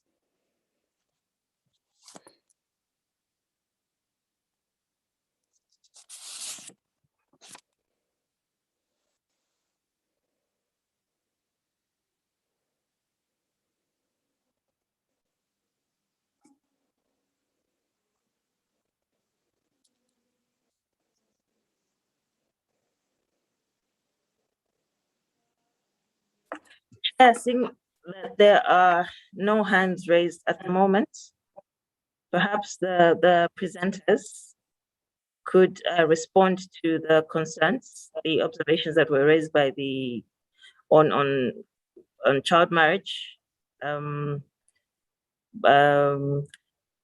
also on whether there is any country in the Sadaq region that has a law in place on technology facilitated violence. And maybe the resource persons could just come in and comment on those. Thank you, Chair. Thank you, Betty. Or before that, maybe I may also chip in.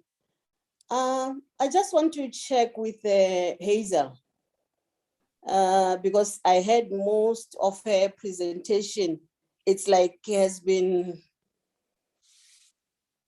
been more of what's happening in South Africa. I know very well that we do have laws and policies that are there, but looking into the rise of GBV, more especially during the pandemic, I even had an honorable member from Angola talking about it. What is it really that needs to be done in order to close the gap or to minimize, if it's not to get a 0% of GBV? Because cases, for instance, there are those really that are reporting cases about GBV, and I'm quite sure that there are women that are not reporting the cases. But with the reported cases or the escalated number of reported cases that we have seen now during the pandemic, what is it that needs to be done? Because it's like our system on its own also, it's failing our women and girl child. A lot of women who reported their cases, knowing the perpetrators, but at the end, you'll find the perpetrators outside, not knowing exactly what the problem is, because you'll be knowing that this is the person who did 1, 2, 3, but later they will tell you that they still need evidence. And sometimes it's difficult for one to say something because of the questions that one is going to receive during the proceedings of the cases. I don't know if there's something that we can do or as Sadaq that we can come up with to say this type of questions really, it makes us, our women or our girl child, to not to come out in reporting cases, because at the end of the day, they end up being embarrassed instead of getting helped or being protected. Thank you very much.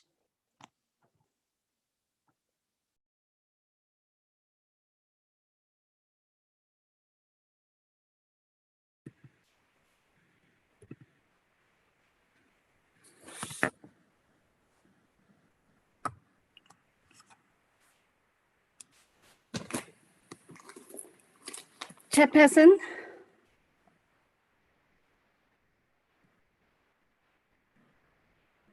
Hi, this is Betty. Am I audible? Yes, so you are very clear, loud and clear. Okay. Sorry, Hazel has another engagement, so I've been left to hold the fort in terms of some of the engagements that are going to happen today. I just wanted to highlight a few things. There was a question in terms of what exactly are we doing as far as dealing with child marriages is concerned. And from UN Women multi-country office here in South Africa, working obviously closely with UNICEF, we have been holding quite a number of engagements in the communities. For instance, colleagues are actually down there in the Eastern Cape. We have seen that here in South Africa, in the Eastern Cape, issues of child marriages is actually coming up. And what we have realized in terms of the work that we have been doing is that the issue also relates to much more implementation of existing legislation and policies that are there.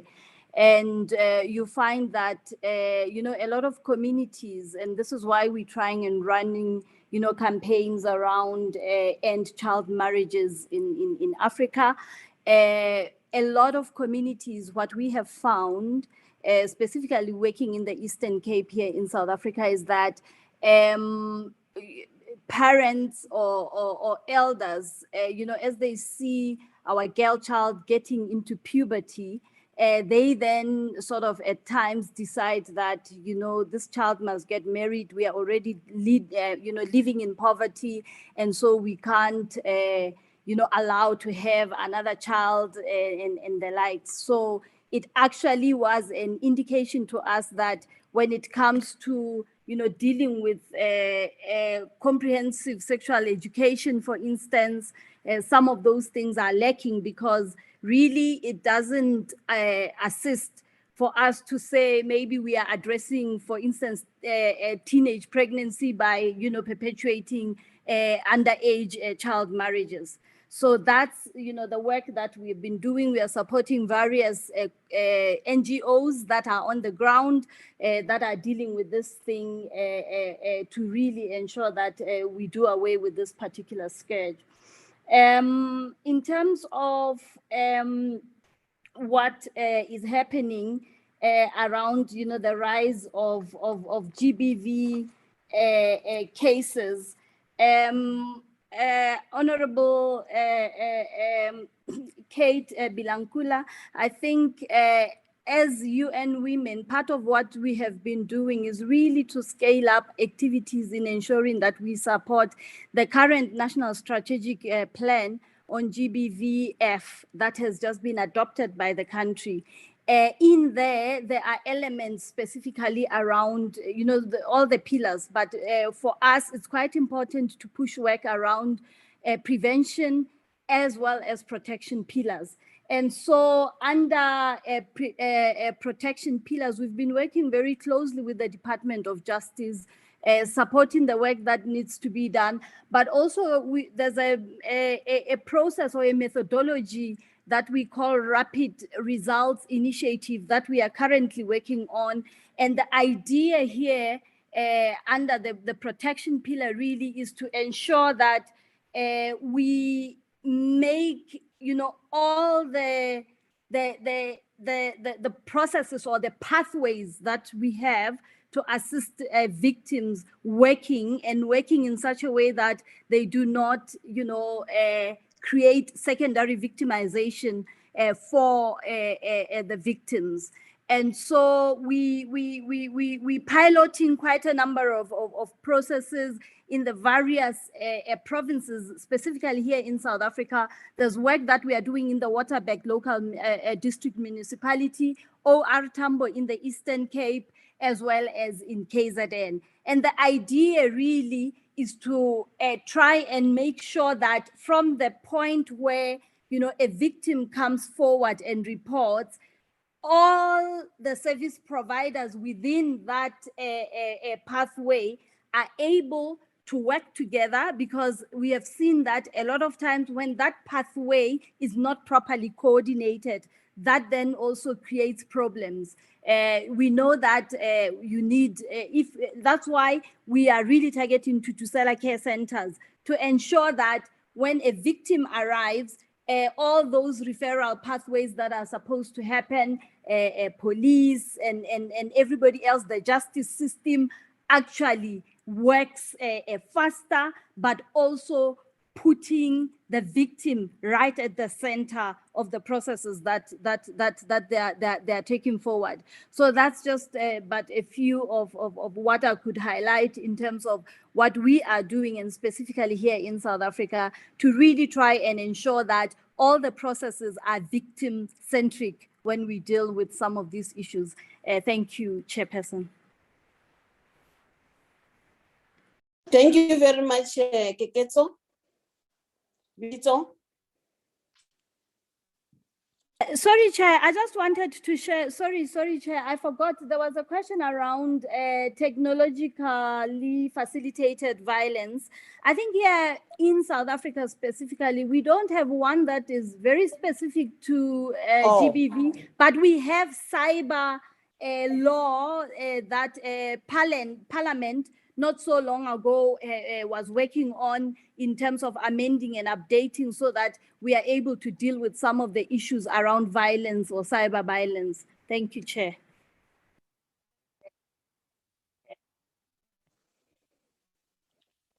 Thank you very much. Says Catherine. Thank you so much, Chair. So to answer the question on what are we doing about child marriage in Zambia, I think at some point we had a program, I think with one of the NGOs here, which was making the law work for boys and girls, and we would go into the schools and talk to the children themselves, because sometimes their parents are the letdown. Their parents are the ones who would actually pay the bride price or receive the bride price for them to be married off. So during this program, we spoke to the children about the rationale of why we are saying no to child marriage. We just didn't say don't get married, but at least we explained to them, number one, what are the dangers of child marriage? We also explained to them some of the consequences of child marriage. We also gave them inspiration on how they will be rewarded if they wait a bit longer to get married. Like, what are the options available? Like, to expand their worldviews on what other things they can do other than get married, to advance their education, to acquire a skill. So we did like we provided them with some role models of what they can aspire to be, and not just to make the focus in their lives marriage. So we also engage them in their schools, and it's amazing how they can do role plays and sketches, and they also become peer educators themselves to their fellow children on child marriage. Another thing we also do is we also engage with parents themselves. We talk to them about the dangers of child marriage, because for some it's embedded in their culture. They even pay the bride price for a minor, or they even receive themselves. They are at the forefront of it. Some even organize. And so we try and engage them so that at least they can understand what is wrong, and at least for them to reason with us, and not just to say no, but at least to make them appreciate some of the dangers that come with child marriage. And then with the technological facilitation of violence, I think Zambia is also a good example with our Cybersecurity and Crimes Act of 2021, which I think I had alluded to even in my presentation. It sort of like stops, people from using children in a bad way, or from exposing them in a bad way, or from sending certain messages to them. So this act, in a sense, has assisted. Even the Anti-Gender-Based Violence Act as well. You can get a protection order against someone who's sending unwanted messages to you in any cyber form. So some of these, I think Zambia has at least some good piece of legislation to stop violence in the cyberspace. And then in Zambia, funny enough, during the COVID pandemic, we didn't have as much gender-based violence. Like the police force said they didn't see any remarkable spikes, but I know that wasn't the case. In South Africa, I think there was, but here in Zambia, not so much. And I think one of the things was that the bars were closed, because as you know, alcohol is a driver of violence in some instances. So this also helped to bring the cases down. They didn't stop. Maybe there were more defilements because children were not in school and things like that. But at least in terms of one of the drivers was also locked down, which is alcohol, sort of helped us to reduce our numbers. And then on the issues of evidence, I think what we do here is we also, in our sensitizations, educate people on how to preserve evidence, on how to rush to the medical facilities. And we're also trying to have a multi-sectoral approach. We're also talking to our medical personnel about how they treat the victims when they come, how they preserve this evidence, how they document it in the medical report so that at least this document can be used in evidence. So this has sort of helped to at least drive the cases forward. We tell them, don't bath a child or yourself. If you've been injured, don't cover the scars. Go and get a medical report, go and get a police report immediately. Get pictures if you can, at least have some evidence stored up.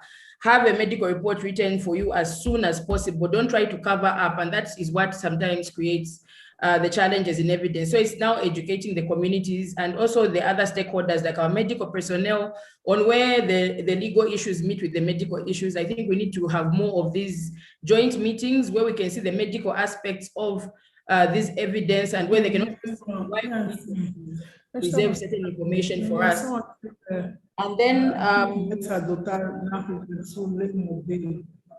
quais são os subsídios que nós Hello. vamos levar? Porque nós temos que ter subsídios para ir dar lá em tanto como tratamento. Can we please give our presenter time?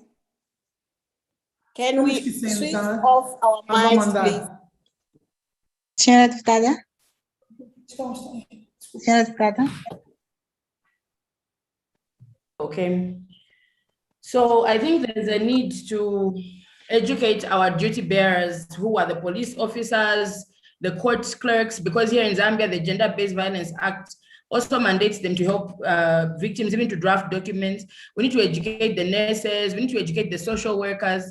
I think all these duty bearers need to be taught, the teachers as well, how to identify a child who has got a problem. The court officials, I do agree with you, some people are they're treated in a condescending manner by the same adjudicators. You find the child is questioned in such an intimidating way and they feel intimidated to even speak in court. As you know, court is already intimidating. So we need to educate our court officials, even our traditional leaders who sit in these customary courts, how to deal with survivors of gender-based violence in terms of even emotional, just to be sensitive to their emotions, how to handle them, what their duties are. I think many of the duty bearers are not enlightened enough of what they need to do. And that's why we find that people don't even want to report, because they'll be intimidated when they go to report at the police, they'll be mishandled, and some would rather just leave it there. So I think there's a need to educate the duty bearers more, which even include the judiciary itself, on how to handle these cases. And I think we'll have more people feeling that the courts are more friendly to them and see increased reporting and better management of our cases. So I hope I've maybe tried to respond to some of the questions that have been asked. Thank you. Thank you very much for all the responses received up to so far. Is there any other follow-up hands, or anyone who has been provoked by the responses to say something? Honorable members.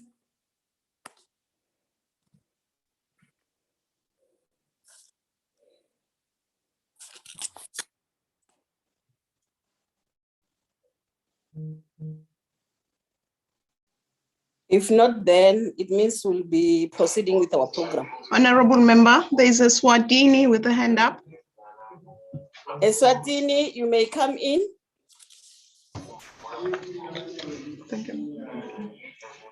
Thank you. Thank you, Madam Chair. But there's a lot of noise on your background. Oh, okay, let's just switch it off. Just give us 1 second. Thank you, Madam Chair. Tell them to go far from you. I said they must go out, not even far out. Yes, yes. I didn't want to be that harsh, but thank you very much. You may continue. Madam Chair, I'm going to speak about cyberbullying and security. In our country, what we've done about that, we have, as a country, we have a bill on cyberbullying, which is at Senate stage and preparing for tabling. It has gone through the lower house. Very soon we'll be tabling it. We've gone through too much of that, which we seek to unpack on girl-child bullying. They all have been well protected. It also touches on issues of pornography.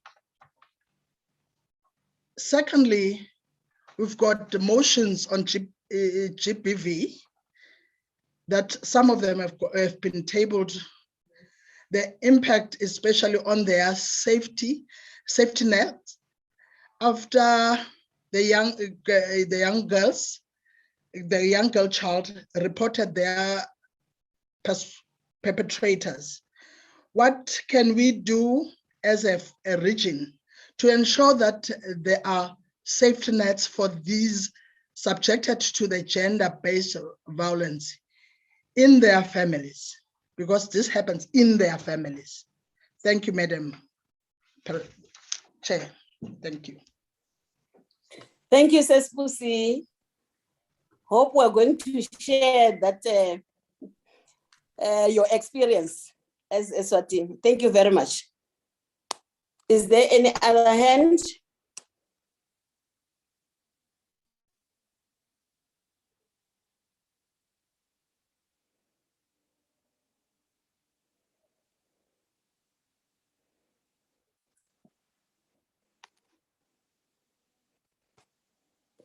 Honorable members.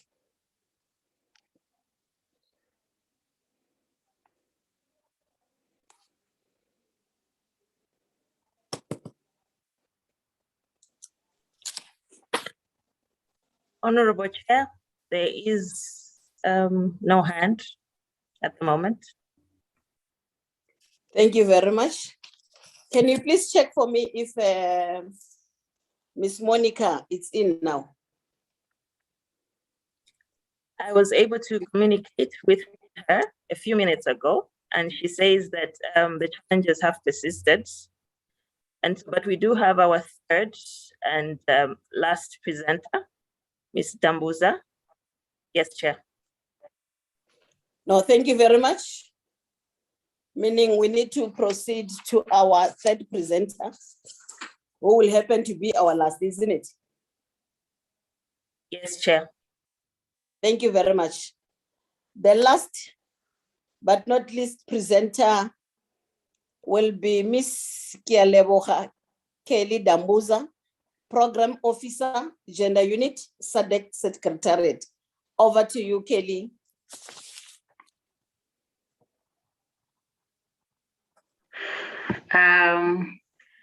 Thank you, Honorable Chair, and good morning to all the honorables here present. All protocol observed.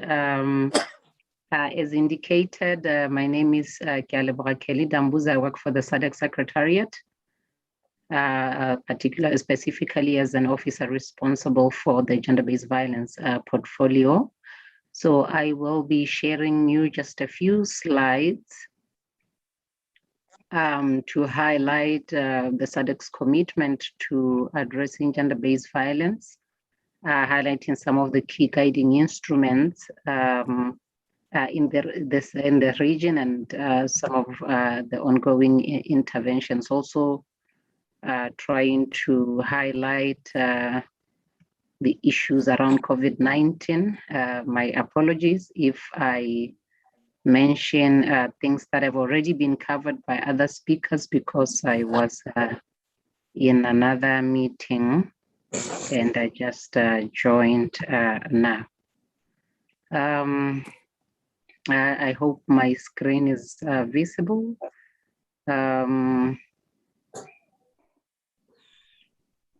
I hope my screen is visible. Okay.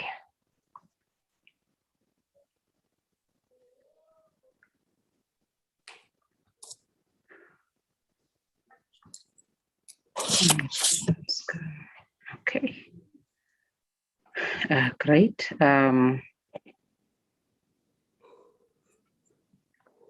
Let me just start by indicating that Sadaq is committed to addressing gender-based violence. Just 1 second, let me just adjust my slides. Yes, my apologies.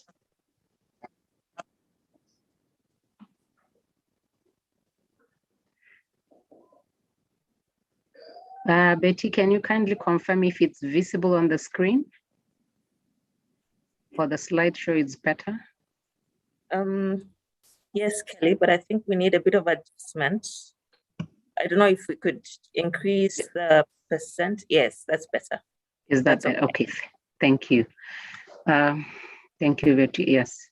Sadaq is committed to working to remove all forms of inequalities at a regional and national level, including in particular addressing gender-based violence as a social ill. Sadaq also considers gender-based violence as a critical area of concern, and it recognizes the prevention and reduction of violence as a catalyst for actually attaining an environment conducive for serene peace and security in our region. I would just like to highlight a few key instruments that informs and guide the response of Sadaq. We have an old declaration of 1997, the Declaration on Gender and Development. The heads of state signed this declaration in September 1997. This is an instrument that provides overall policy framework for the achievement of gender equality at regional level. The declaration was followed by an addendum specifically on prevention and eradication of violence against women and children. This was signed in 1998 as a response by the region to this social ill. In 2008, I believe we're all aware, we have the Sadaq protocol, the Sadaq Gender and Development Protocol. In most cases, we just call it the Sadaq Gender Protocol. It was developed in 2008, and the objective of this protocol is to provide for the empowerment of women, as well as to eliminate discrimination and achieve equality and equity in the Sadaq region. What is interesting about this protocol is that it seeks to harmonize the various international, continental and regional gender equality instruments that our member states have subscribed to. So it sort of consolidates all these provisions that we are part of as a region and as member states into one key instrument, very much aligned with most of the international gender equality instruments. So I think it was quite an achievement for our region to have a protocol of this nature. This protocol was revised in 2016 just to align it with other global targets, including the SDGs, and also to address other emerging issues. So at this point, we have 12 member states that have signed the revised protocol, and 4 that are still outstanding: Malawi, South Africa, Mauritius, and Comoros, which is a new entrant to SADC, that is Comoros. but I believe it's one of also those protocols that have a high number of signatures, and we are quite happy because even the outstanding member states have shown the willingness to sign, and they're still conducting internal processes at national level accordingly. Maybe just to highlight the Sadaq protocol on gender, that it has a specific provision. It has a specific module that addresses gender-based violence, and in that regard, it calls for all member states to do what is necessary in terms of development and putting in place of laws and policies and necessary programs to address gender-based violence. I believe that forms the foundation of this meeting, as it was noted in the background documents.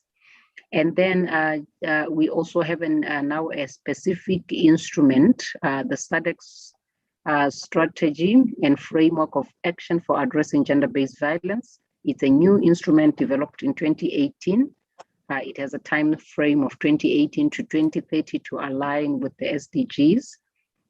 This instrument looks at operationalizing the gender-based violence provisions of the Sadaq protocol on gender and development.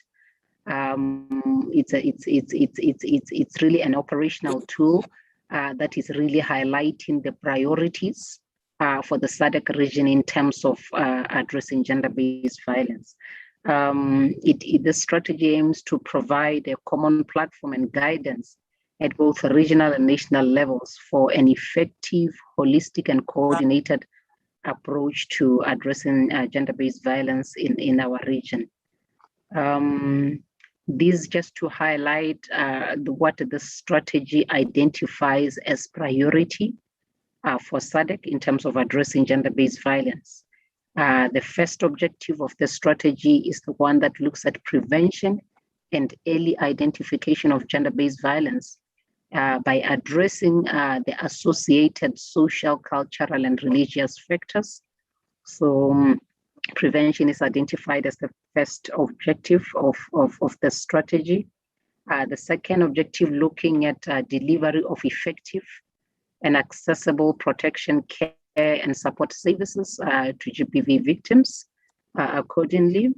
The third area looks at capacity development for efficient and effective response to gender-based violence. This is a cross-cutting area to ensure that there is necessary capacity development activities across the key focus areas. And the fourth area of focus is information and knowledge management, including issues of sharing of best practices and innovation around prevention of violence. So it's also issues around information and data, that we cannot do anything without informing ourselves on the status of gender-based violence, how it happens, the magnitude, in what context it happens. That should be the basis of our response.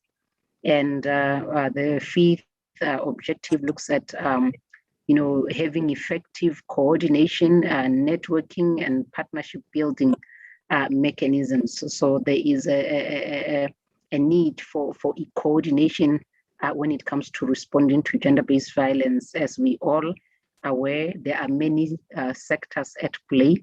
So the area of coordination and partnerships really needs to be also focused on in terms of in order for us to achieve the effective response to gender-based violence. In addition, the strategy for addressing gender-based violence in Sadaq also identifies three areas that require special attention for our region. One is the area of engaging men and boys in prevention and mitigation of gender-based violence. It's an area that member states have agreed that this is an area that needs to be given special attention, that in all efforts to address gender-based violence, engagement of men and women should also be considered. There is also need to look at addressing gender-based violence in conflict situations, We know under such situations, gender-based violence manifests in a different way. There are different issues that needs to be addressed in such situations. So there is a need for member states to always be ready and be prepared on how to address the social ill, even in such situations. Also, the area of resource mobilization was identified also as a special area of focus, noting that in most cases, commitments to budget commitments are quite low within our member states with regards to addressing gender-based violence. There is need to really bring partners together. There is need to commit resources accordingly in order to effect the necessary action. Okay, I have highlighted that the Sadaq strategy on addressing gender-based violence, it prioritizes the prevention of the occurrence of gender-based violence in the first instance. So among the 5 objectives that we are looking at, the strategy emphasizes on prevention, that this is one area where the region is quite weak. We don't see enough in terms of action in that regard. There's a lot of work around, providing services. There's a lot of work around, making sure that, there are, police are ready, they are trained. There are gender-based violence desks within police. There are special units are created accordingly. There are hotlines and toll-free lines created accordingly. But we need to do a lot in the area of prevention, which goes more to education, which goes more to addressing the harmful cultural and religious and any other factors that perpetuate gender-based violence. And one area that we always want to talk about is the issue of data and information. That for us to do effective work in terms of responding to gender-based violence and preventing the social ill, we need to be informed by information. We need to know the status, we need to understand the trends, we need to know under what context the social ill is happening. But so far, in terms of updates, we note that all the Sadaq member states, they have national action plans and strategies for the prevention of or the response to gender-based violence, which is a good step. Now we need to go to the next phase, which is implementation of such commitments. In addition, at Sadaq level, we also have 2 other regional instruments that also contribute to addressing gender-based violence in our region. The Sadaq Regional Strategy on Women, Peace and Security. It looks at addressing issues of gender-based violence in conflict and post-conflict situations, and in particular, looking at protecting women and girls during times of armed conflicts. It's a strategy that is also, we can say, new in the region that needs to be promoted. And I believe it will be extended to go beyond 2022 so that member states can have an opportunity to engage and implement the strategy accordingly. We also have the Sadaq strategy and strategic plan of action on combating trafficking in persons, especially women and children. This is also another instrument that looks at the area of trafficking in persons, and member states have been also very responsive in this area to put in place, we have seen member states putting in place specific legislation to address the issue of trafficking in persons, and we have seen networks being formed across the region because, as you know, with trafficking, there is a lot of movement across the borders. So there is need for that network between member states accordingly. And the blueprint, the Sadaq blueprint, which is the Sadaq Regional Indicative Strategic Development Plan. This is the instrument that guides our work as a region in terms of addressing the mandate of Sadaq. It identifies gender equality and women's power and women's empowerment as enablers of regional integration. As we all know, the major mandate of Sadaq is regional integration, and gender equality and women's empowerment are recognized as enablers accordingly. This is an entry point for us to address the gender inequalities that pertain in our region. This instrument has a specific outcome on enhancing action to prevent and eliminate gender-based violence. We also have the strategic indicative plan for the organ on politics, defense, and security. It's also another instrument that specifically addresses gender-based violence as a threat to peace and security in the region. They mostly look at gender-based violence as a threat to human security. Accordingly, so there are opportunities in terms of these kind of commitments for us to ride on as a region and address the social ill. Just one thing to note is that we find that globally, including in our region, as I have indicated, that laws and policies are in place, but we find that gender-based violence, it remains a significant problem with new forms continuing to emerge in our region. So we need to be asking ourselves, are we missing something somewhere? Because there are a lot of commitments, a lot of work at national level. We've got our laws, we've got our policies, but the issue of gender-based violence is taking new forms. It increases all the time. It's not even by any chance going down across the region. And some of the challenges that we have noted through the researches we have conducted at regional level that hamper effective response to gender-based violence include the following. Member states, they have reported inadequate knowledge of gender-based violence at different levels, at national level, including by the service providers, and even at community level. There is need for more education. I know in most cases we take it for granted that people know what gender-based violence is and all of that, but there is a need to break it down at community level for understanding, to say this is what gender-based violence looks like, because in most cases we look at the glaring acts of violence, like the issues of rape. Those are common and well known, but we find that a lot of things happen at domestic level that build up to gender-based violence. It needs to be really identified.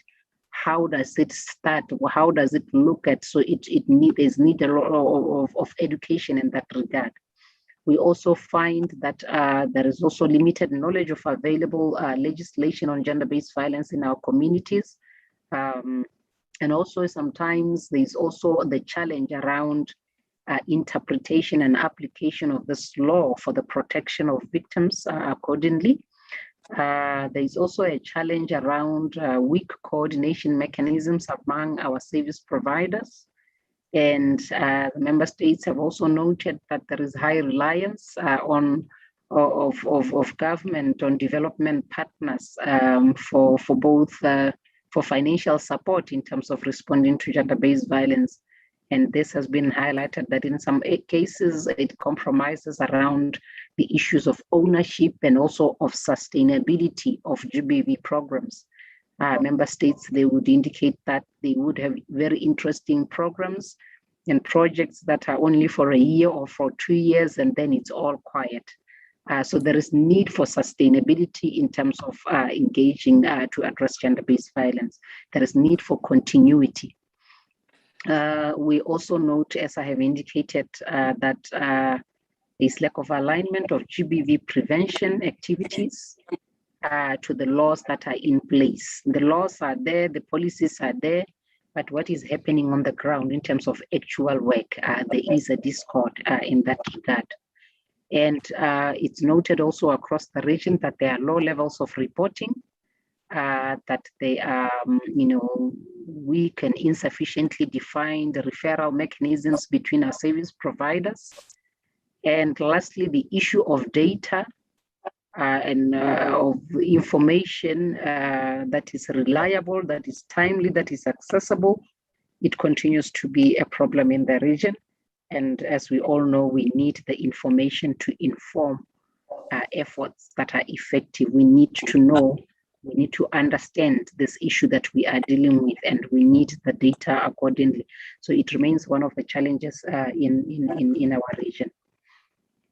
I don't know, I believe probably other speakers have covered the issues around the challenges that we have all experienced and we have all seen during the COVID-19 pandemic, as we saw others even labeled as the shadow, they called it what, the shadow epidemic.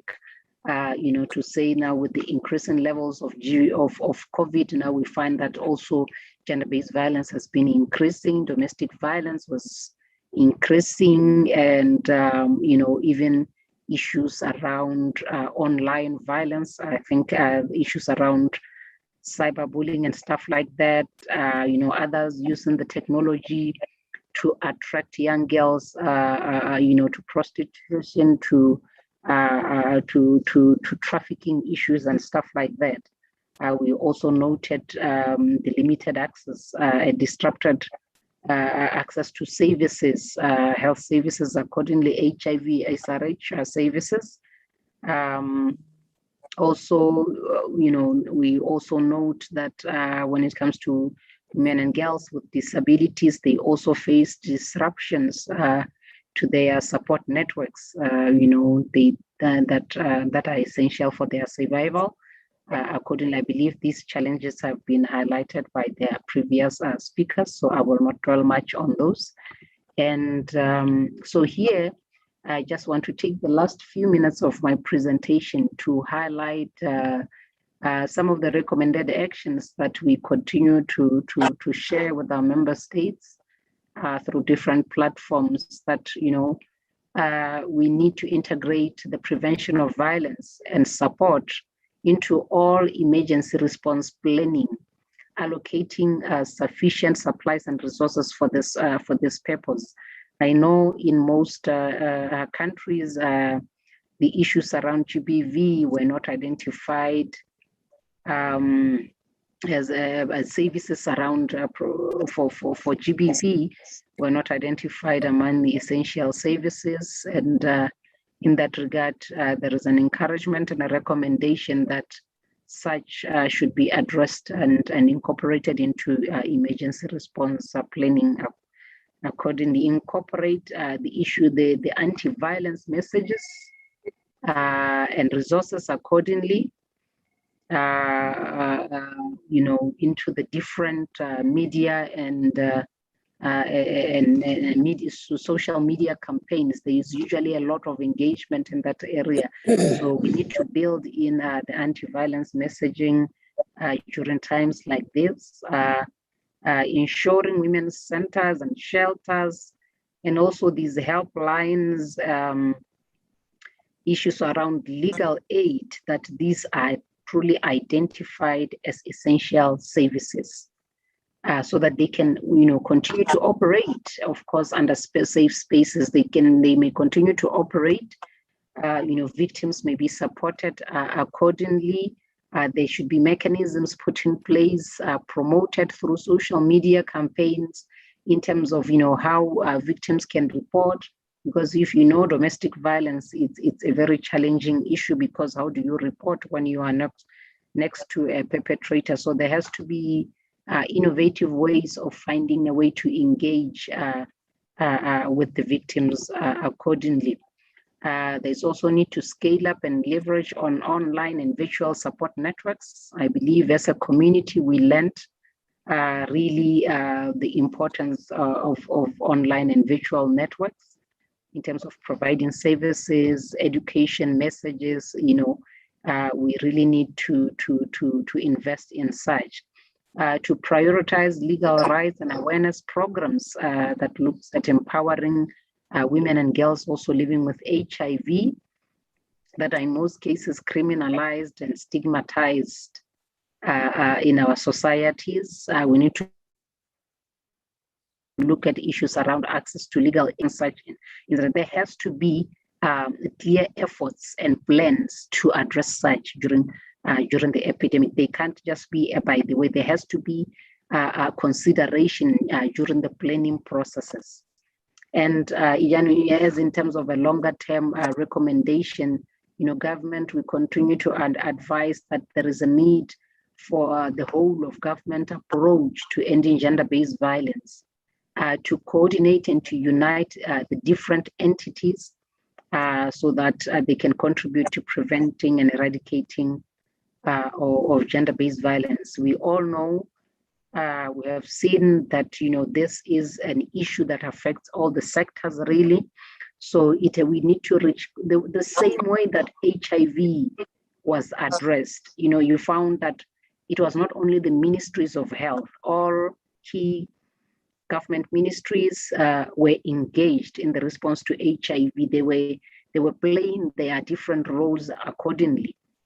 So even in gender-based violence, we need to adopt that the whole of government approach and ensure that we also implement national strategies and plans that outline the different roles and responsibilities, and of course emphasizing that these need to be well resourced.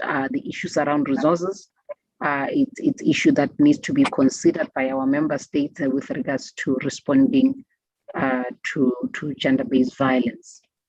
I don't know how much time I have, but I just wanted as the last slide to highlight some of the ongoing actions at regional level, particularly led by the Sadaq Secretariat, to try and engage and work with our member states. We are supporting by developing key guidance tools, like for example, in the past year, we developed a guideline on developing standard operating procedures and referral mechanisms. We are hoping these instruments, member states will use it to facilitate coordination of the different service providers on the ground. And even some training guidelines have been produced to aid training and capacity building of the different stakeholders on the ground. We support also member states during the times of reviewing or developing their national action plans against GBV accordingly, and also to promote. It's one area that we are currently even looking for resources on as the Sadaq Secretariat in terms of promoting effective GBV prevention initiatives in the Sadaq region. I know one initiative under this activity is to also engage with members of parliament, find a way to work with the national gender missionaries and the engagement of parliamentarians accordingly as the advocacy voice for at member states level, to say, to hold government accountable, to hold different service providers accountable in terms of effectively responding to gender-based violence. We have a project that is supported by the European Union where we are reaching out to member states so that they can indicate how we can better support and them on strategic national level interventions to engage parliamentarians and to build the capacity of the different service providers and to develop or review the national action plans on addressing gender-based violence. And one area that we also have started working on is to strengthen the issue of documentation and reporting. In August 2021, the gender ministers, they approved a couple of indicators on gender-based violence that will guide member states to report on an annual basis the extent of gender-based violence as reported to police and to other service providers. We want to compile this information on an annual basis and share it with the Sadaq Council and with the Heads of State Summit, so that we raise the advocacy voice on gender-based violence. And we are hoping that member states beginning 2022 will comply accordingly and submit the annual report so that we continue to monitor the gender-based violence in our region, and also to encourage member states to have the supporting programs accordingly to say, if you have high levels of rape, what is happening within your communities, what actions are member states taking to address that. So we really need to make GBV data come close to us and raise it up so that, even our heads of state will really have knowledge in terms of this social ill, so that they will be necessary. They need the necessary commitment of resources accordingly to address such. So just in conclusion, to say, we really need to work very hard to translate the existing laws and policies into concrete and well-resourced actions on the ground. So let me just stop there, Madam Chair, and say, Honorable Chair, and say thank you for the opportunity provided to share on this platform. Thank you very much. Thank you very much, Ms. Kelly. Thank you very much, our resource person. The presentation was wow. Thank you very much. Thank you very much. Honorable members, we have listened to our resource person, and now I'll open the floor for a debate.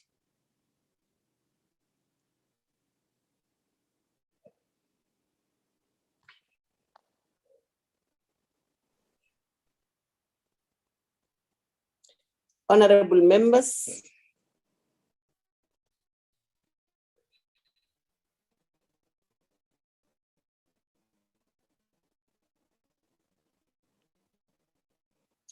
the floor is open now for a debate.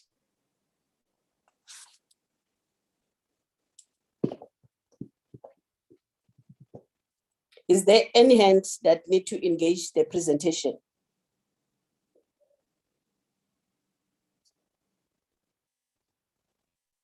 Says Betty, you can assist. So far, I don't see any. At the moment, Chair, there's no hand. There's no indication. Meaning? For any. Meaning the presentation was clear and meaning the region is satisfied about the presentation. Then tells us that we do have the best resource person.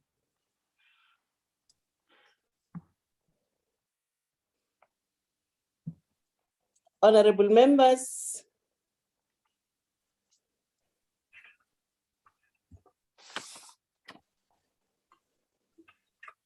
even if you can raise the hand and say, hey, oh, all was well, I'll accept it.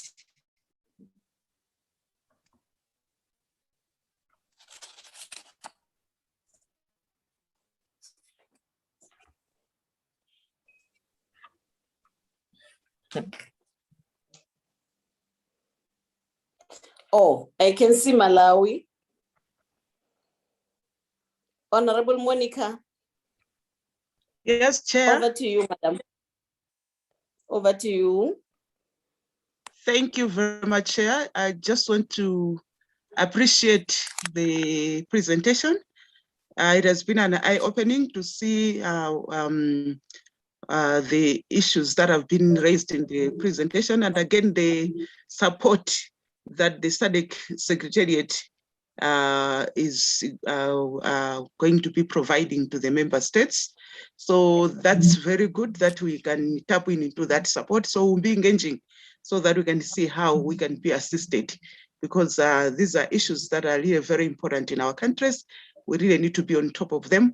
And most of the times there are times where we don't know how we can be assisted, but now we see that we have the secretariat there to assist us in doing these things. So I just want to appreciate and we engage so that we can see how best we can be assisted in our countries. Thank you so much, Chair.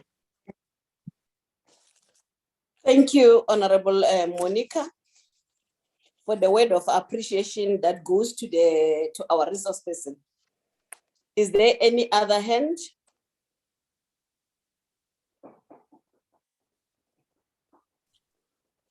Honorable Chair, there was a hand by Honorable Maria Jokamo. I don't know if she would still like to come in. Honorable Maria.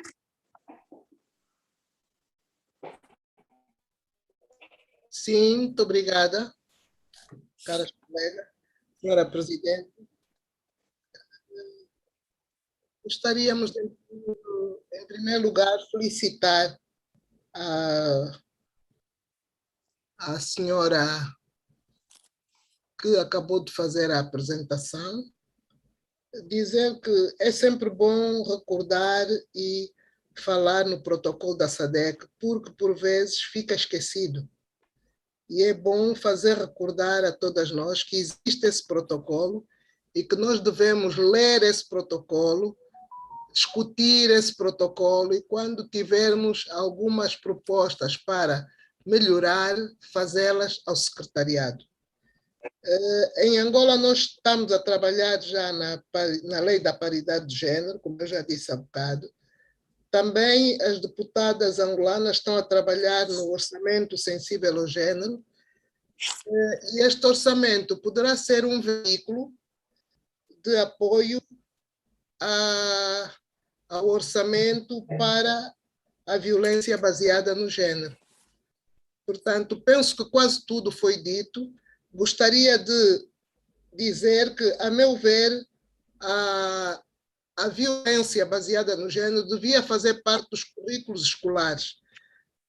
Nas escolas, os miúdos, desde a primeira classe, deviam começar a habituar-se a essa linguagem do combate à violência no género, porque muitas crianças, quando vêm para a escola, viram muitas vezes a sua mãe ser espancada, já viram muitas vezes a sua mãe ser vítima de violência psicológica, quando o seu pai, por vezes, chama nomes, quando diz determinadas frases ofensivas. Portanto, eu penso que para as crianças até entenderem o que é a violência baseada no género, devia talvez haver uma proposta por parte da Sadaq para esta questão fazer parte do currículo escolar desde a primeira infância. Muito obrigada pela atenção.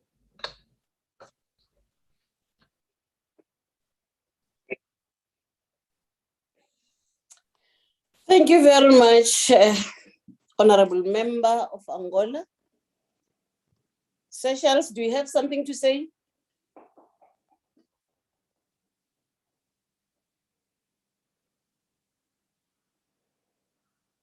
Mozambique.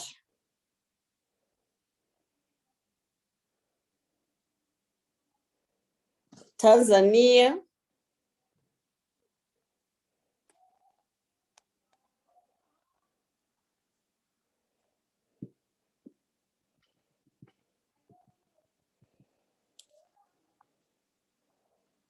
Honorable members.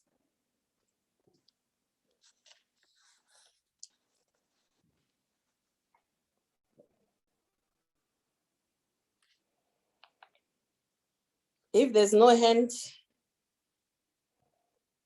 can I check with the secretary if there is something that can guide us on our way forward?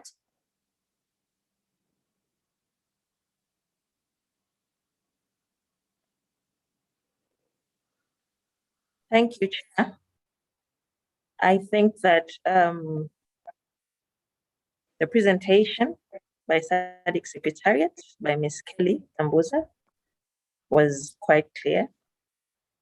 And seeing as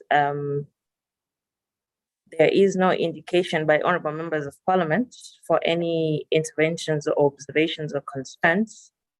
Perhaps I could just give a brief summary of what the presentations today were about, Chair, with your permission. Yes. Thank you, Chair. The committee heard that gender-based violence is definitely a humanity issue at the moment. And having looked at how the cases of gender-based violence have increased, especially during this pandemic, I think that it is important for parliamentarians, for members of the committee, yourself, national parliaments, as well as Sadaq member states, as people that approve budgets in these national parliaments to ensure that adequate resources are allocated to issues around gender-based violence, so that concerns such as lack of shelters, lack of infrastructure for victims of gender-based violence are put in place, and this will help in the fight against gender-based violence. There was some presentation on the challenges that at the moment are being experienced with regards to gender-based violence. And this has been articulated by the Sadaq Secretariat, that there is inadequate knowledge on GBV. There is inadequate translation of laws. Countries, member states of the Sadaq region have laws and policies in place, but most of the time people are unaware of these laws that have been put in place to fight GBV. They do not understand that. So maybe we could have, as Sadaq region, a deliberate effort to translate our laws, to harmonize our laws. Like for the case of Zambia, I know that there are so many pieces of legislation that are trying to address issues of gender-based violence, but it is very important, as Sadaq states, that we harmonize these laws, and this will help us with the way forward. We also heard about the Sadaq strategy on how we should be able to integrate areas of focus for gender-based violence in national parliaments. And we heard that it is important to integrate prevention and support into emergency responses for times such as this one in which we're living in which we are grappling with the COVID-19. And so it is important to integrate prevention and support into such areas, to incorporate anti-violence messages. We could use the media, social fora, just to ensure that such a message is communicated to the general public, to the stakeholders, to the partners. Incorporate also, ensure that women's centers, shelters and helplines, police protection, legal aid, all those things are in place. And Chair, I think that such things can only be in place with adequate resources, and that would be the work of Parliament to ensure that budgets speak to these sectors that will help fight gender-based violence. Chair, I think that is a brief synopsis of our presentation today for today's meeting. Thank you. Thank you very much. Thank you very much, Sis Betty. And thank you very much, honorable members. Thank you for the opportunity given to me as your chair designate. We're now going to the conclusion of our meeting. I'm going to call upon Honorable Paula Cooper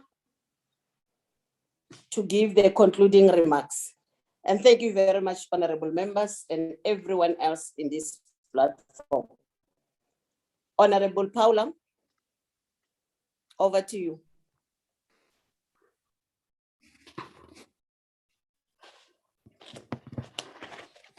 Thank you, Chairperson.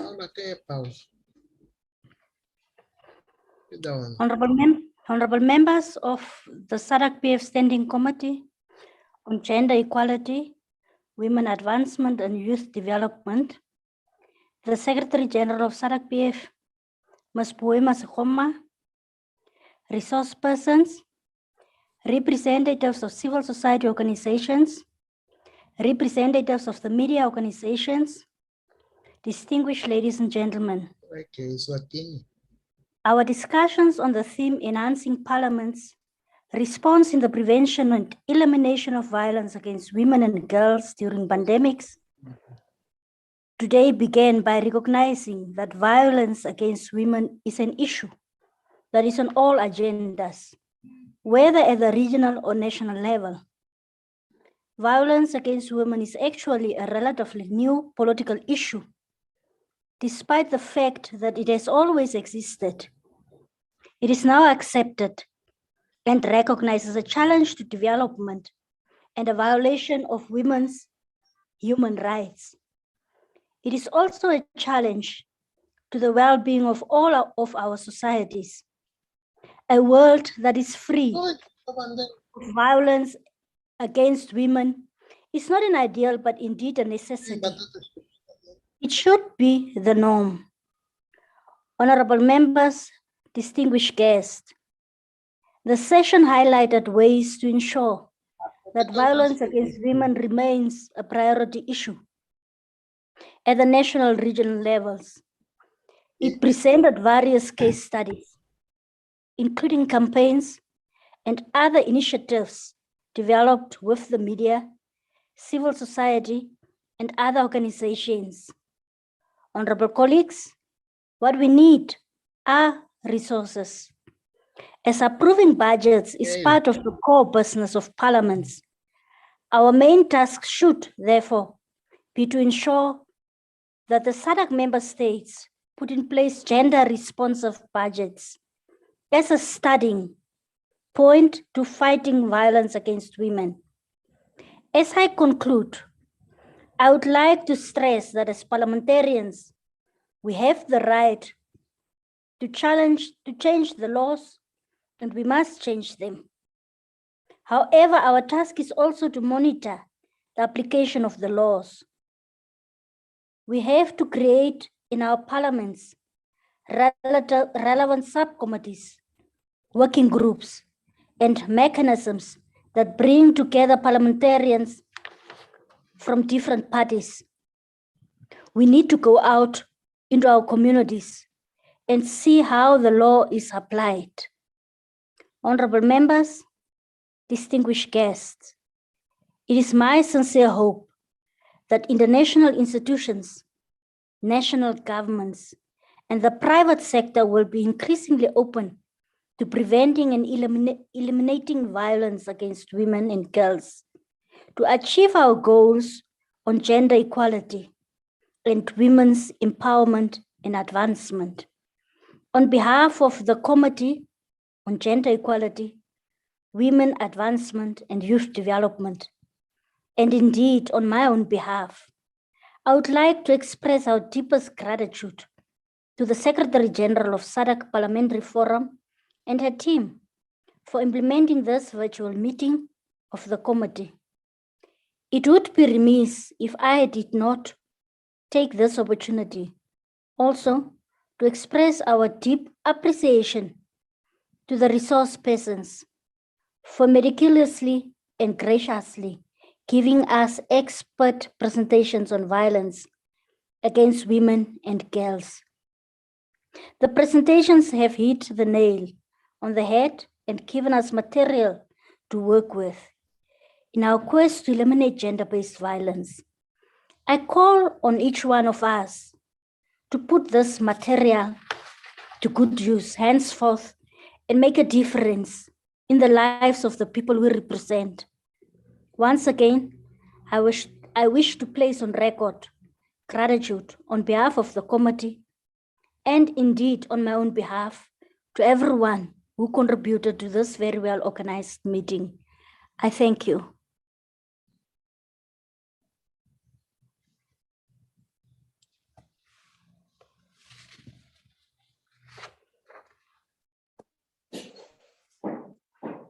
Thank you. The meeting adjourned. Honorable members, the meeting adjourned. Thank you, Chairperson. Thank you, Chair. Yes. Thank Hi, you, Ziti. Thank you, Chairperson. Thank you, Madam SG. Thank you. Thank you, everyone. Thank you, Madam Chair. Bye-bye. Thank you. Bye. ICT, kindly terminate.